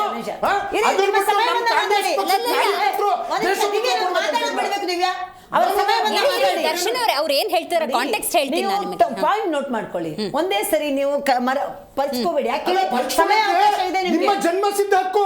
ಪ್ರತಿ ಡಿಬೇಟ್ ಅನ್ನು ಕಂಡಿದ್ದೀವಿ ನಾವು, ಪ್ರಶ್ನೆ ರೈಸ್ ಮಾಡಿದ್ರೆ ನಿಮ್ಗೆಲ್ಲ ಬೇರೆ ಬೇರೆ ಕಡೆ ಎಲ್ಲ ಕಿರಿಕಿರಿ ಆಗ್ತದ. ಮಾತಾಡಕ್ ಬಿಡಿ.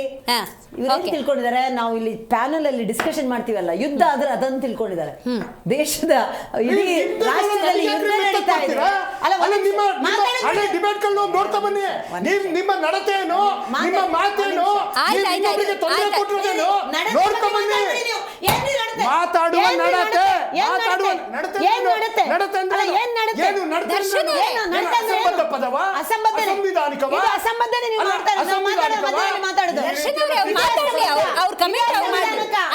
ದರ್ಶನ್ ಅವರೇ ಇದೇ ನಿಮ್ಗೆ ಮಾಡ್ತಿರೋದೇ. Okay madam continue. ನೋಡಿ ನನ್ಗೆ ನಾನು ಸೆಕೆಂಡ್ ಕ್ಯಾಲ್ಕುಲೇಟ್ ಮಾಡ್ತಾ ನಾನು ಎಷ್ಟು ಸೆಕೆಂಡ್ ಮಾತಾಡಿದ್ದೀನಿ. ಆಯ್ತಾಯ್ತು, please continue madam. ನಾನು ಇವತ್ತು ಹೇಳ್ತಿರೋದಷ್ಟೇ, ಕಾಂಗ್ರೆಸ್ ಪಕ್ಷ ಒಂದು ಆಡಳಿತ ಪಕ್ಷವಾಗಿ ಇಲ್ಲಿ ಇಷ್ಟು ಹೋಟೆಲ್ಗಳ ಪ್ರಾಬ್ಲಮ್ ಅಲ್ಲಿ ಇದ್ದಾರೆ, ಏನ್ ಮಾಡ್ತಾ ಇದ್ದಾರೆ ಅವ್ರ ಬಗ್ಗೆ ಏನಾದ್ರು ಯೋಚನೆ ಮಾಡಿ ಅಥವಾ ಏನಾದ್ರು ಮಾತಾಡಿದೀರಾ? ಎಲ್ಲರನ್ನು ಕರೆದು ಬಿಟ್ಟು ಇಲ್ಲಿರುವಂತಹ ಗ್ಯಾಸ್ಗಳ ಸಂಖ್ಯೆ ಎಷ್ಟಿದೆ, ಎಷ್ಟು ಅಭಾವ ಇದೆ, ಏನ್ ಮಾಡ್ತಾ ಇದ್ದಾರೆ, ಎಷ್ಟು ಜನ ಹೋಟೆಲ್ ಅಲ್ಲಿ ಕೆಲಸ ಮಾಡ್ತಿರೋರು ತೊಂದರೆಯಲ್ಲಿದ್ದಾರೆ, ಎಷ್ಟು ಜನ ಸೌದೆಯಲ್ಲಿ ಮಾಡ್ತಿದ್ದಾರೆ, ದಿನ ಹೋಗ್ತಾ ಇದೆಯಾ? ಯಾವ್ದಾದ್ರು ಅವ್ರಿಗಿರೋದು ಎಷ್ಟೇ. ಕಾಂಗ್ರೆಸ್ ಪಕ್ಷಕ್ಕೆ ಮಾನ ಮರ್ಯಾದೆ ಅಂತ ಇದ್ರೆ ಅವ್ರಿಗೆ ಒಂದ್ ನಿಮಿಷ ಯಾರಿಗೆ ಏನ್ ಮಾತಾಡ್ತಾ ಇದ್ದೀರಾ? ನಿಮ್ಮ ಮೋದಿಗೆ ಮಾನ ಮರ್ಯಾದೆ ಇದ್ರೆ ದೇಶದ ಬಗ್ಗೆ ಯೋಚನೆ ಮಾಡಿ. ದರ್ಶನ್ ಅವರೇ, ಮಾನ ಮರ್ಯಾದೆ ಇದ್ರೆ ಕಿರಿಚಿರಿ. ದೇಶದ ಜನತೆ ಬಗ್ಗೆ ಯೋಚನೆ ಮಾಡಿ. ಕಿರಿಚಿರಿ. ನಾನು ಪಕ್ಷದ ಮಾನ ಮರ್ಯಾದೆ ನೈತಿಕತೆ ಇದೆಲ್ಲ ಪಾರ್ಲಿಮೆಂಟರಿ ವರ್ಡ್ಸ್ ಇದೆ. ಮಾನ ಮರ್ಯಾದೆ ಇದೆಯಾ ಅಂತ ಹೇಳೋದು ತಪ್ಪೇನಿದೆ. ನೈತಿಕತೆ, ಮಾನ ಮರ್ಯಾದೆ ಇದೆಲ್ಲ ಯೂಸ್ ಮಾಡೋ ಅಲ್ಲಲ್ಲ ದರ್ಶನ್ ಅವರೇ, ಅವ್ರ ಅವಕಾಶ ತಗೋಬಿಡಿ. ನೀವು ನಿಮ್ಗೆ ಅವಕಾಶ ಬಂದಾಗ ಹೇಳಿ. ಅದೇ ಮಾನ ಮರ್ಯಾದೆ ಅದ್ ಹೆಂಗೆ ದರ್ಶನ್ ಅವರೇ? ನೀವು ಮಾತಾಡ್ಬೇಕಾದ್ರೆ ಸೈಲೆಂಟ್ ಆಗಿದ್ದಾರೆ. ಅಲ್ಲಲ್ಲ ನಿಮ್ಮ ಅವಕಾಶ ಬಂದಾಗ ಮಾತಾಡಿ. ಒಂದ್ ನಿಮಿಷ. ನಿಮ್ಮ ಗೌರವ, ನಿಮ್ಮ ಪಕ್ಷದ ಗೌರವ ಎಲ್ಲವನ್ನು ರಾಜ್ಯದ ಜನತೆ ನೋಡಿದ್ದಾರೆ.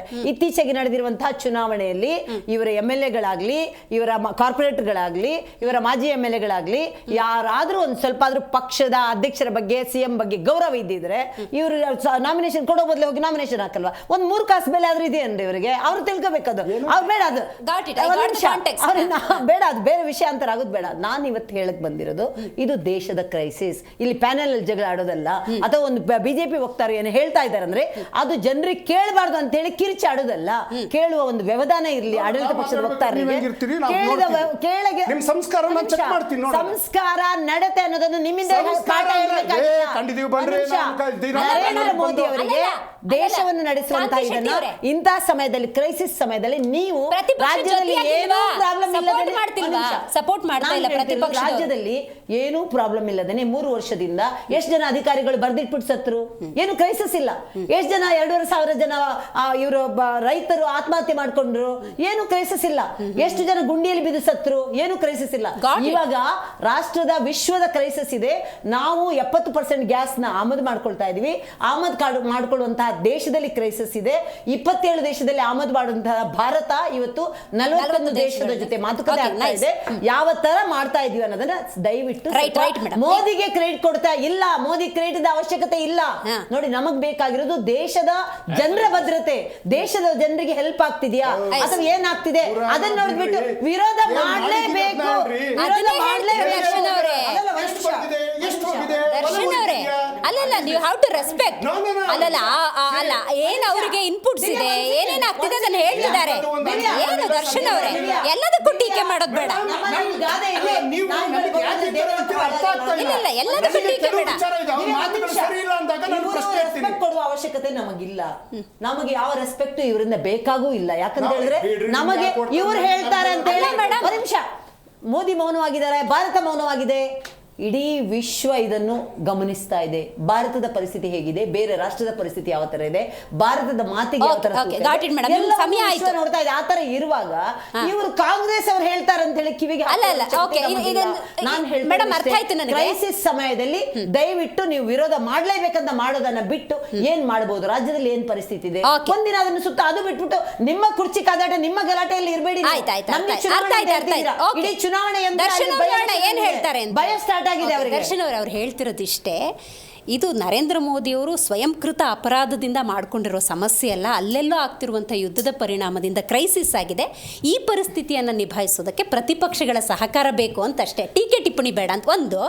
ಇನ್ನೊಂದು, Karnataka guarantee schemes implementation authority chairperson HM Revanna gets a monthly pay check of rupees 5,98,000 the government has revealed. ಈ ಎರಡಕ್ಕೆ ಉತ್ತರ ಕೊಡಿ. ಅಲ್ಲಲ್ಲ, ಯಾವ ಅನುಬಂಧ, ಯಾವ ಪ್ರಶ್ನೆಗೆ, ಚಿಕ್ಕಿ ರೈತ ಯಾವ ಪ್ರಶ್ನೆಗೆ ಇದನ್ನ ಉತ್ತರ ಕೊಟ್ಟಿದ್ದಾರೆ ಸೆಷನ್ ಅಲ್ಲಿ ಅಂತ ನಾನು ಹೇಳ್ತೀನಿ ಬೇಕಾದ್ರೆ. ರೈಟ್, ಎರಡಕ್ಕೆ ಉತ್ತರ ಕೊಡ್ತಾರೆ ಅವರು. ಇರಿ ಮೇಡಮ್, ಅವ್ರ ಸಮಯ ಇದು, ಅವ್ರು ಉತ್ತರ ಕೊಡ್ತಾರೆ. ಮೇಡಮ್, ನೀವು ಇಂಗ್ಲಿಷಲ್ಲಿ ಓದಿದ್ರಿ, ನಾನು ಅದನ್ನ ಕನ್ನಡದಲ್ಲಿ ಏನು ಸರ್ಕಾರನೇ ಹೊರಗಡೆ ತಂದಿರೋ ಕನ್ನಡದಲ್ಲೇ ಓದಿದ್ದು. ಅದರಲ್ಲಿ ಯಾರು ಪುಷ್ಪ ಅಮರ್ನಾಥ್ ಅವ್ರ ಹೆಸರು ಇದೆ, ಅದರಲ್ಲಿ SR ಪಾಟೀಲ್ ಅವ್ರ ಹೆಸರು ಇದೆ, ದಿನೇಶ್ ಗೂಳಿಗೌಡ್ರ ಹೆಸರು ಇದೆ, ಹಾಗೇನೆ ನಮ್ಮ ಯುನೋ ರೇವಣ್ಣ ಅವರ ಹೆಸರು ಇದೆ. ಅವರ ಇಲಾಖೆನಲ್ಲಿ ಕೆಲವ್ರದ್ದು 3 ಲಕ್ಷ ಚಿಲ್ಲರೆ ಇದೆ, ಕೆಲವ್ರದ್ದು 4 ಲಕ್ಷ ಚಿಲ್ಲರೆ ಇದೆ, ಇನ್ನ ರೇವಣ್ಣ ಅವ್ರದ್ದು ಇದ್ರಲ್ಲಿ 5 ಲಕ್ಷ ಅಂತ ಇದೆ. ಅಂದ್ರೆ ಅವರು ಇಲಾಖೆಯಲ್ಲಿ ಇರ್ತಕ್ಕಂಥ PA, ಗನ್ಮ್ಯಾನು, ಆಫೀಸ್ ಸಿಬ್ಬಂದಿಗಳು ಎಲ್ಲರದ್ದೂ ಸೇರಿ ಕೊಡ್ತಾ ಇರೋದು.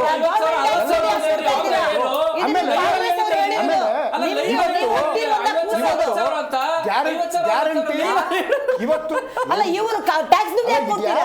ಅಲ್ಲ ಮೇಡಮ್, ಈಗ ತರ ಲೈವ್ ಅಲ್ಲಿ 50,000 60,000 ಅಂತ ಈಗ ಲಕ್ಷ 5 ಲಕ್ಷ ಅಂದ್ರೆ ಹೆಂಗೋಯ್ತು? ನಾನು ಹೇಳೋದಕ್ಕೆ I am always clear. Madam, ಇವತ್ತು ಏನು ಕೆಲವು ವಿಚಾರಗಳ ಚರ್ಚೆ ಆಗ್ತಾ ಇದೆ ನೋಡಿ. ಕಾಂಗ್ರೆಸ್ ಅವರ ಡ್ಯೂಯಲ್ ಹೆಂಗಿದೆ ಅಂತ ನೋಡಿ ಇಲ್ಲೇ ಅರ್ಥ ಮಾಡ್ಕೊಳ್ಳಿ. ಎಲ್ಲರಿಗೂ ಗೊತ್ತಿದೆ. ಮಾತಾಡಿದ ತಕ್ಷಣ ನಾನು ಸರ್ಕಸ್ ಕಂಪನಿಯವ್ರ ಜೊತೆ ಹೆಚ್ಚು ಚರ್ಚೆಗೆ ಹೋಗುದಿಲ್ಲ. ಯಾವ ತರ ಮಾತಾಡ್ತಾರೆ ಅಂತ ಗೊತ್ತು. ಆಮೇಲೆ ಐ ಆಮ್ ವೆರಿ ಪ್ರೌಡ್, ಬಿಜೆಪಿಯವರು ಮತ್ತೆ JDS ನವರು ಅವರ ಕಾರ್ಯಕರ್ತರನ್ನ ಬಳಸಿ ಬಿಸಾಕ್ತಾರೆ. ನಮಗೆ ಪ್ರೌಡ್ ಇದೆ. ನಾವು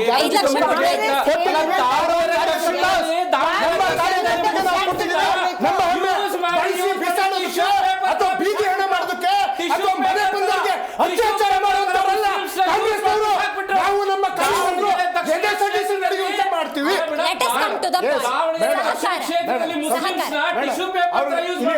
ಗೊತ್ತು, ಹಾಸನದಲ್ಲಿ ಎಲ್ಲರನ್ನು ನೋಡಿದೀವಿ. ಬೇರೆ ತರ ಇದೆ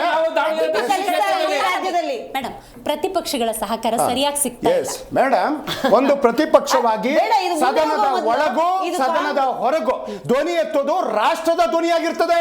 ನಾವು ಸ್ಪೀಕರ್ ಮುಂದೆ ಕೇಳ್ತೀವಿ, ಏನು ಮೈಕ್ ಆಫ್ ಮಾಡೋದು ಅಥವಾ ಅರ್ಜೆಂಟ್ ಮಾಡೋದು, ಇದಕ್ಕ ಸ್ಪೀಕರ್ ಇರೋದು. ಯಾವ ರೀತಿ ಅವರ ವಿರುದ್ಧವೇ ನಾವು ನರೇಂದ್ರ ಮೋದಿ ಅವರು ಈ ಎಫ್ಟಿಕ್ ಫೈಲ್ ಬಗ್ಗೆ ಮೊನ್ನೆ ದಿನ ಸಂಸತ್ನಲ್ಲಿ ಉತ್ತರ ಕೊಡದೇನೆ ಓಡೋಗಿದ್ದಾರೆ. ನರೇಂದ್ರ ಮೋದಿ ಅವರು ಹೇಳಿದ್ದಾರೆ ಓಡೋಗಿದ್ದಾರೆ. 56 ಇಂಚಿನ ಮಾತಾಡ್ಬೇಕಾದ್ರೆ ಕೇಳಿದ್ದೀನಿ, ಇವ್ರು ಮಾತಾಡ್ಬೇಕಾದ್ರೆ ಅವ್ರಿಗೆ ಪ್ರಶ್ನೆ ಮಾಡಿದ್ದೀನಿ. ಇಲ್ಲೊಂದು ಪಬ್ಲಿಸಿಟಿ ಕೊಡಲ್ಲ ಮೇಡಮ್.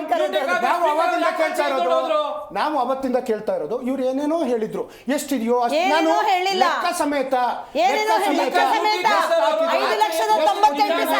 ಎಷ್ಟು ಬಂದಿದೆ ಗ್ಯಾರಂಟಿ ಅನುಷ್ಠಾನ ಸಮಿತಿ ಕೊಟ್ಟಿರೋದು ಎಷ್ಟು ಕೋಟಿ, ಜನರ ದುಡ್ಡು ಎಲ್ಲ ಹಾಕ್ಕೊಟ್ಟಿದ್ದೀರಾ?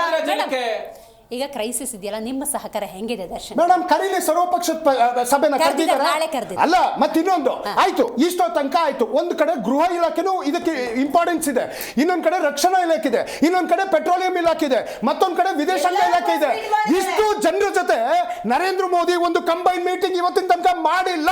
ಇವರಿಗೆ ದೇಶ ಬೇಕಾಗಿಲ್ಲ, ದೇಶ ಜನ ಬೇಕಾಗಿಲ್ಲ. 5 ರಾಜ್ಯದ ಚುನಾವಣಾ ಪ್ರಚಾರ ಬೇಕು. ಅದನ್ನ ಇವರಿಗೆ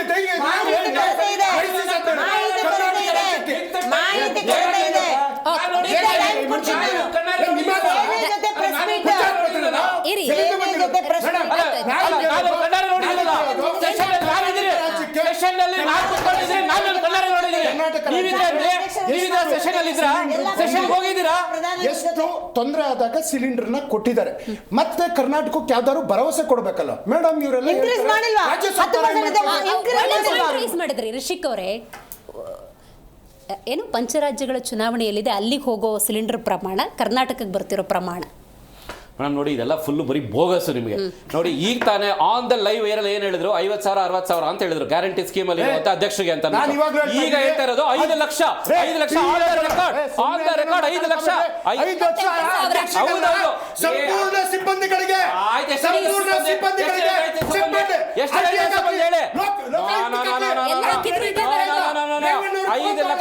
ಆಯ್ತು ಮಾಡಿ ನಾವೇ ತಗೋತೀವಿ.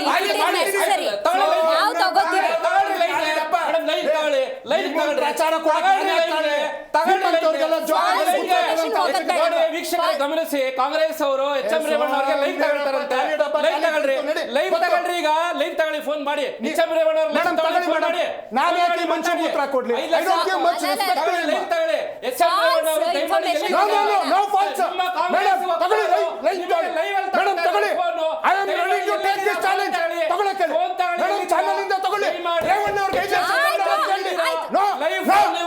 $5 ಲಕ್ಷ ಸಂಬಳ ಕೇಳಿ. ಎಷ್ಟು ಕೊಡ್ತಾ ಇದ್ದಾರೆ ಗ್ಯಾರಂಟಿ ಅವ್ರಿಗೆ ಅಂತ ಅಂದ್ಬಿಟ್ಟು ವಕ್ತಾರಿ ಹೇಳ್ತಾ ಇದ್ದಾರೆ. ದಯಮಾಡಿ ಲೈವ್ ಅಲ್ಲಿ ಎಲ್ಲಿದ್ರು ಎಚ್ ಎಂ ರೇವಣ್ಣ ಅವರು ದಯಮಾಡಿ ಫೋನ್ ತಗೋಬೇಕು, ಯಾಕಂದ್ರೆ ಲೈವ್ ಅಲ್ಲಿ ಹೇಳ್ತಾ ಇದ್ದಾರೆ ಇವರು. ಸಮಯ ಕೊಡಿ, ನೀವು ಹುಷಾರಿದ್ದೀರಾ, ಮಾತಾಡ್ತೀರಾ, ನಾವು ಮಾತಾಡಿದ್ರೆ ಅಡ್ಡ ಮಾಡಬೇಡಿ. ನಾನು ಹೇಳಿದಿಷ್ಟೇ ಅಲ್ಲ, ನನ್ಗೆ ಹೇಳಿದ್ರು ಅವರು, ನಾನು ಮಾತಾಡೋದಿಷ್ಟೇ, ಅವರು ಲೈವ್ ತಗೊಳ್ಳಿ, ಅಷ್ಟೊತ್ತಿಗೆ ನನ್ನ ವಿಷಯ ನಾನು ಮಾತಾಡ್ತೀನಿ. ಗ್ಯಾರಂಟಿ ಅನುಷ್ಠಾನದ ಏನ್ ಸುಳ್ಳು ಹೇಳಿದ್ರು ಮಾತಾಡ್ತಾ ಇದ್ದಾರೆ. ಒಂದ್ ನಿಮಿಷ ಮೇಡಮ್, ಒಂದ್ ನಿಮಿಷ ರೇವಣ್ಣ ಅವ್ರು ಲೈನ್ ಇದ್ದಾರೆ, ಒಂದ್ ನಿಮಿಷ 5,98,000 ಅವರು ಫೋನ್ ತಗೊಳ್ಳಕ್ಕೆ ಅಣ್ಣ 5,98,000 ಅಂತ ಹೇಳಿದ್ರೆ ಯಾರು ದುಡ್ಡು ಕೊಡ್ತಾ ಇದ್ದೀರಾ? ಕೊಡ್ತೀರಾ? ಕಾಂಗ್ರೆಸ್ ಪಕ್ಷ ನಿಮ್ಮೊಬ್ಬರಿಗೆ 5 ಲಕ್ಷ ಸಂಬಳ ಇದೆಯಣ್ಣ ತಿಂಗಳಿಗೆ? ಕಾಂಗ್ರೆಸ್ ಪಕ್ಷ ಇದನ್ನು ಭರಿಸಬೇಕು. ಯಾಕೆ ಒಂದ್ ನಿಮಿಷ ಅಣ್ಣ ಹೇಳಿ ನೋಡಿ, ನಾವು ಇದನ್ನು ತಗೊಳ್ಳಕ್ಕೆ ಇವ್ರ ಮೊಬೈಲ್ ಹೇಳಿ ಅಣ್ಣ, ನಾವು ರೆಡಿ ಇಲ್ಲ.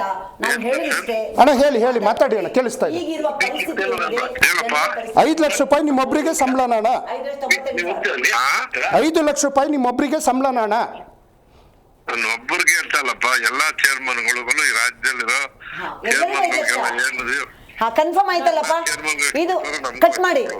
ಮತ್ತೆ ಇದು ನಿಮ್ದು ಎಲ್ಲ ಸಿಬ್ಬಂದಿ ಸೇರಿ ಅಷ್ಟು ಅಮೌಂಟ್ ಕೊಡ್ತಾ ಇರೋದಲ್ವಾ? ರಾಜ್ಯದ ಎಲ್ಲಾ ಅಧ್ಯಕ್ಷರಿಗೆ, ಎಲ್ಲಾ ಅನುಷ್ಠಾನದ ಅಧ್ಯಕ್ಷರಿಗೆ, ಒಂದ್ ಸೆಕೆಂಡ್ ಮುಗಿಸ್ತೀನಿ ದಿವ್ಯಾ, ಎಲ್ಲಾ ಅನುಷ್ಠಾನದ ಅಧ್ಯಕ್ಷರಿಗೆ 5,98,000 ಸ್ಯಾಲರಿ ಕೊಡ್ತಾ ಇದ್ದಾರೆ.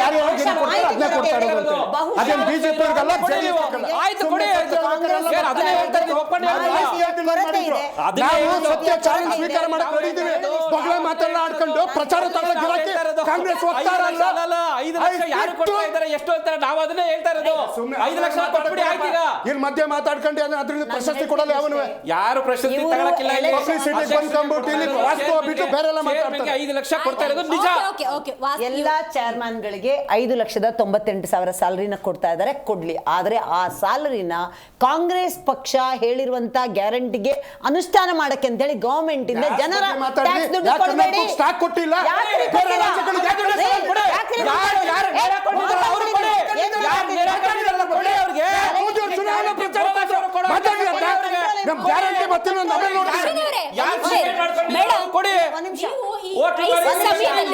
ಪ್ರತಿಪಕ್ಷದಿಂದ ಏನ್ ನಿರೀಕ್ಷೆ ಮಾಡ್ತಾ ಇದ್ದೀರಾ?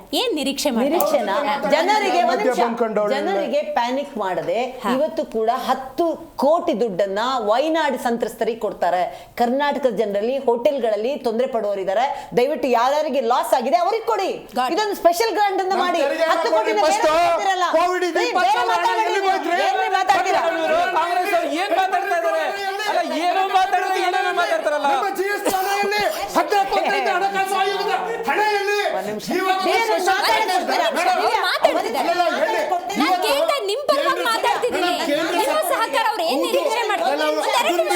ಮಾತಾಡ್ತಾ ಇದ್ದಾರೆ.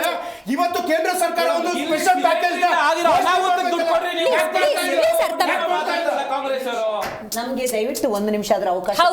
ಮಹಿಳೆಯರಿಗೆ 33% ಅಂತ ಹೇಳ್ತಾರೆ. ಇಲ್ಲಿ ಒಬ್ಬೊಬ್ರು ಮಹಿಳೆಯರನ್ನೇ ಇವರು ಹ್ಯಾಂಡಲ್ ಮಾಡಲ್ಲ. ಇನ್ನು ವಿಧಾನಸಭೆಯಲ್ಲಿ 74 ಜನ ಮಹಿಳೆಯರು ಬಂದಾಗ ಸುಳ್ಳು ಹೇಳ್ಕೊಂಡ್ರೆ ಯಾರು ಕೇಳಕ್ ರೆಡಿ ಇಲ್ಲ.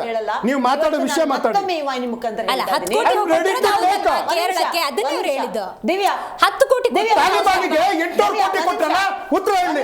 ಈ ಬಾರಿ ತಾಲಿಬಾನಿಗೆ 200 ಕೋಟಿ ಕೊಟ್ಟಲ್ಲ, ಉತ್ತರ ಹೇಳಿ. ಮಾಲ್ಡೀವ್ಸ್ಗೆ 4,500 ಕೋಟಿ ಕೊಟ್ಟಲ್ಲ, ಉತ್ತರ ಹೇಳಿ. ಬಾಂಗ್ಲಾದೇಶಕ್ಕೆ 60 ಕೋಟಿ ಕೊಟ್ಟಲ್ಲ, ಏನ್ರಿ ಉತ್ತರ? ನಿಮ್ಮ ನಾಚಿಕೆ ಆಗ್ಬೇಕ್ರಿ ನಿಮ್ಗೆ. ಏನ್ರಿ ಒಂದ್ ನಿಮಿಷ ದಿವ್ಯಾ, ಅಲ್ಲ ನಮ್ಗೆ ಮಾತಾಡೋದನ್ನ ಜನರಿಗೆ ಕೇಳಬಾರ್ದು ಅಂತ ಉದ್ದೇಶ ಇದ್ರೆ ನಾವು ಸುಮ್ಮನಿರ್ತೀವಿ. ನೀವು ಮಾತಾಡಿ, ನಿಮ್ಮನ್ನೇ ಭಾಷಣ ಕೇಳ್ಕೊಳ್ಳಿ. ಇದು ಭಾಷಣದ ವೇದಿಕೆ ಅಲ್ಲ. ನೋಡಿ ಇಲ್ಲಿ ಯಾರಿಗೆ ಕೊಟ್ಟದು? ನರೇಂದ್ರ ಮೋದಿ ಜನರ ಟ್ಯಾಕ್ಸ್ ದುಡ್ಡು ಯಾಕ್ರಿ ಕೊಡ್ತಾ ಇದ್ರ? ನೀವು ಯಾಕ್ರಿ ಕೊಡ್ತಾ ಇದ್ರ? ಅನುಷ್ಠಾನದ ವೇದಿಕೆ ಉತ್ತರ ಕೊಡಿ. ದೇಶದ ದುಡ್ಡು 800 ಕೋಟಿ ತಾಲಿಬಾನಿಗೆ ಯಾಕೆ ಕೊಟ್ರಿ? ಬಾಂಗ್ಲಾದೇಶಕ್ಕೆ 60 ಕೋಟಿ ಯಾಕೆ ಕೊಟ್ರಿ? ಅವರೊಬ್ಬರೇ ಮಾತಾಡ್ಲಿ. ಈ ಯುದ್ಧದ ಸಂದರ್ಭದಲ್ಲಿ ನಾವು ಮಾತಾಡೋದು ಅವರೇ ಮಾತಾಡ್ತಾರೆ. ತಾಲಿಬಾನು 200 ಕೋಟಿ, 20 ಆಂಬುಲೆನ್ಸ್, ಬಾಂಗ್ಲಾಕ್ಕೆ 60 ಕೋಟಿ, ಮಾಲ್ಡೀವ್ಸ್ಗೆ 4,000 ಕೋಟಿ. ರಾಜ್ಯ ಸರ್ಕಾರದವರು ಜನರಿಗೆ ಏನ್ ಮಾಡ್ತಾರೆ ಅಂತ ಹೇಳಿ ಪಾಪ ಅವ್ರು ಕಾಯ್ತಾ ಇದ್ದಾರೆ. ಮೇಡಮ್ ಪ್ಲೀಸ್ ನಾನು ಮಾತಾಡಕ್ ಬಿಡಿ. ನೀವು ಮೇಡಮ್ ಒಂದೇ ನಿಮಿಷ ಮೇಡಮ್ ಇದು ಕಂಪ್ಲೀಟ್ ಡೈವರ್ಷನ್. ನಮಗಿಲ್ಲಿ ಬೇಕಾಗಿರುವಂಥದ್ದು ರಾಜಕೀಯ ಅಲ್ಲ. ನಿಮಗೆ ತಮ್ಮ ಮಾಧ್ಯಮದ ಮುಖಾಂತರ ಇವತ್ತು ಯಾರೆಲ್ಲ ಸಿಲಿಂಡರ್ನ ನೋಡ್ತಾ ಇದ್ದಾರೋ ಅವ್ರು ಎಕ್ಸ್ಪೆಕ್ಟ್ ಮಾಡುವಂಥದ್ದು ರಾಜ್ಯ ಸರ್ಕಾರದವ್ರು ಏನು ಸ್ಕೀಮ್ ಕೊಡ್ತಾ ಇದ್ದೀರಾ, ಏನು ಎಷ್ಟು ಕೇಳಿಸ್ಕೊಂಡ್ರೆ ಎಷ್ಟು ಸಿಲಿಂಡರ್ ಕೊಡೋ ಕೆಲಸ ಮಾಡ್ತಾರೆ, ಪರಿಹಾರ ಏನ್ ಕೊಡ್ತಾರೆ, ಆಮೇಲೆ ಹೋಟೆಲ್ ಮಾಲೀಕರಿಗೆ ಅವ್ರು ಯಾವ ರೀತಿ ಪರಿಹಾರ ಕೊಡ್ತೀರಾ, ಆಮೇಲೆ ರೆಸಿಡೆನ್ಷಿಯಲ್ ಸಿಲಿಂಡರ್ಸ್ಗಳು ಇವಾಗ ಏನು ಸ್ಟಾಕ್ ಖಾಲಿ ಆಗುತ್ತೆ ಅದನ್ನ ಯಾವ ರೀತಿ ಪರಿಹಾರ ಕೊಡ್ತೀರಾ, ಇದಕ್ಕೇನಾದ್ರು ಹೆಲ್ಪ್ ಲೈನ್ ಅಲ್ಲ ಇದಕ್ಕೇನಾದ್ರು ಹೆಲ್ಪ್ ಲೈನ್ ಮಾಡಿದ್ದೀರಾ? ಯಾಕೆಂದ್ರೆ ತೀರಾ ಎಮರ್ಜೆನ್ಸಿ ಆಗಿರೋಂಥವ್ರಿಗೆ ನಿಮ್ಮ ಏನಾದ್ರು ಸ್ಟಾಕ್ ನೀವೇ ಇಟ್ಕೊಂಡಿರೋ ಸರ್ಕಾರದವ್ರು ಕೊಡುವಂತ ಸ್ಕೀಮ್ ಮಾಡಿದ್ದೀರಾ? ಇದನ್ನ ಜನರಿಗೆ ತಿಳಿಸಬೇಕು. ಅದನ್ನ ಬಿಟ್ಬಿಟ್ಟು ವಾಟ್ಸ್ಆಪ್ ಫೇಸ್ಬುಕ್ ಎಲ್ಲ ಜಾಸ್ತಿನೇ ನೋಡ್ತಾರೆ ಅನ್ಸುತ್ತೆ ಕಾಂಗ್ರೆಸ್ ಅವರು ಎಲ್ಲರಿಗಿಂತ. ಹಿಂದೇನಿದೆ ಅದ ಹೇಳ, ನಾನು ವಾಟ್ಸ್ಆಪ್ ಅಲ್ಲಿ ನೋಡ್ತೀನಿ, ಫೇಸ್ಬುಕ್ ಅಲ್ಲಿ ನೀವೇ ಗೌರವ ಇಟ್ಕೊಂಡು ಪರ್ಸನಲಿ ಮಾತಾಡೋ ಅಧಿಕಾರ ನಿಮಗಿಲ್ಲ. ವಾಟ್ಸ್ಆಪ್ ಫೇಸ್ಬುಕ್ ಯೂನಿವರ್ಸಿಟಿ ನಾನಲ್ಲ. ನೀವೇ ಹೇಳಿದ್ರಲ್ಲ ನಾನು ನೋಡ್ತಾ ಕುತ್ಕೊಂಡಿರ್ತೀನಿ ಅಂತ. ನಾವು ಈ ಒಂದು ಚರ್ಚೆಯನ್ನು ಇಟ್ಟಿದೀವಿ ಏನಕ್ಕಂದ್ರೆ ಜನರಿಗೆ ಇದರ ಬಗ್ಗೆ ಅರ್ಥ ಆಗ್ಲಿ, ಇದು ಕರೆಂಟ್ ಪೊಲಿಟಿಕಲ್ ಅಫೇರ್ಸ್ ಅಂತ ಹೇಳಿ. ನಿಜವಾಗ್ಲೂ ಈ ವಾಹಿನಿ ನೋಡ್ತಾ ಇರುವಂತ ವೀಕ್ಷಕರಿಗೆ ಕೇಳ್ತೀನಿ, ನಾವು ಇಷ್ಟೊತ್ತು ಮಾತಾಡಿದ್ ಯಾರಿಗಾರೊಬ್ಬರಿಗೆ ಏನಾದ್ರು ಅರ್ಥ ಆಗಿದೆಯಾ? ನಾವು ಹೇಳೋದಿಷ್ಟೇ ನೋಡಿ, ಇವತ್ತು ತೊಂದರೆ ಆಗಿದೆ, ದೇಶ ಕ್ರೈಸಿಸ್ ಅಲ್ಲಿ ಇದೆ. ಈ ತರ ಸಂದರ್ಭದಲ್ಲಿ ವಿರೋಧ ಪಕ್ಷವಾಗಿ ವಿರೋಧನೆ ಮಾಡುವಂತ ಕೆಲಸ ಮಾಡೋದಾದ್ರೆ ನಾವು ಏನು ಅದಕ್ಕೆ ಮದ್ದಿಲ್ಲ, ನಾವೇನು ಅವರ ಮನಸ್ಥಿತಿಗೆ ಅದು ಮದ್ದೇ ಇಲ್ಲ. ನಾವು ಹೇಳೋದಿಷ್ಟೇ. ನಾವು ಮತ್ತೊಮ್ಮೆ ಈ ವಾಹಿನಿ ಮುಖಾಂತರ ಹೇಳೋದು, ಬೇರೆ ದೇಶಕ್ಕೆ ಕಂಪೇರ್ ಮಾಡಿದ್ರೆ ಭಾರತ ಕ್ರೈಸಿಸ್ನ ಹ್ಯಾಂಡಲ್ ಮಾಡೋಕ್ಕೆ ಖಂಡಿತವಾಗ್ಲೂ ಶಕ್ತಿ ಇದೆ. ಆ ಭಾರತದಲ್ಲಿ ನಾವು ಇದೀವಿ ಅನ್ನೋದಕ್ಕೆ ಖಂಡಿತವಾಗ್ಲೂ ನಮಗೆ ಹೆಮ್ಮೆ ಇದೆ. ಇವತ್ತು ಇಷ್ಟೆಲ್ಲ ಮಾತಾಡಿದ್ರು ಕೂಡ ಮತ್ತೊಮ್ಮೆ ಅವ್ರು ಹೇಳೋದು ಪ್ರೆಸ್ ನೋಡಿ, ಮತ್ತೊಮ್ಮೆ ಈ ವಾಹಿನಿ ಮುಖಾಂತರ ಸೇನೆ ಪ್ರೆಸ್ ಮೀಟ್ ಮಾಡಿದ್ವಿ, ಇವ್ರು ನೋಡಿಲ್ಲ, ಇವ್ರಿಗೆ ಮಾಹಿತಿ ಕೊರತೆ ಇದೆ ಅಥವಾ ಪರಿಹಾರ ಕೊಟ್ಟರೆ ಮಾತಾಡ್ತಿದ್ದಾರೆ.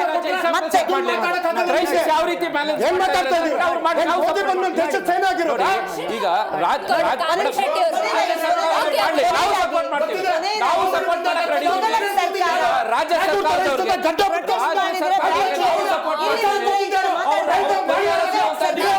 ನಾವು ಸಪೋರ್ಟ್ ಮಾಡ್ತೀವಿ.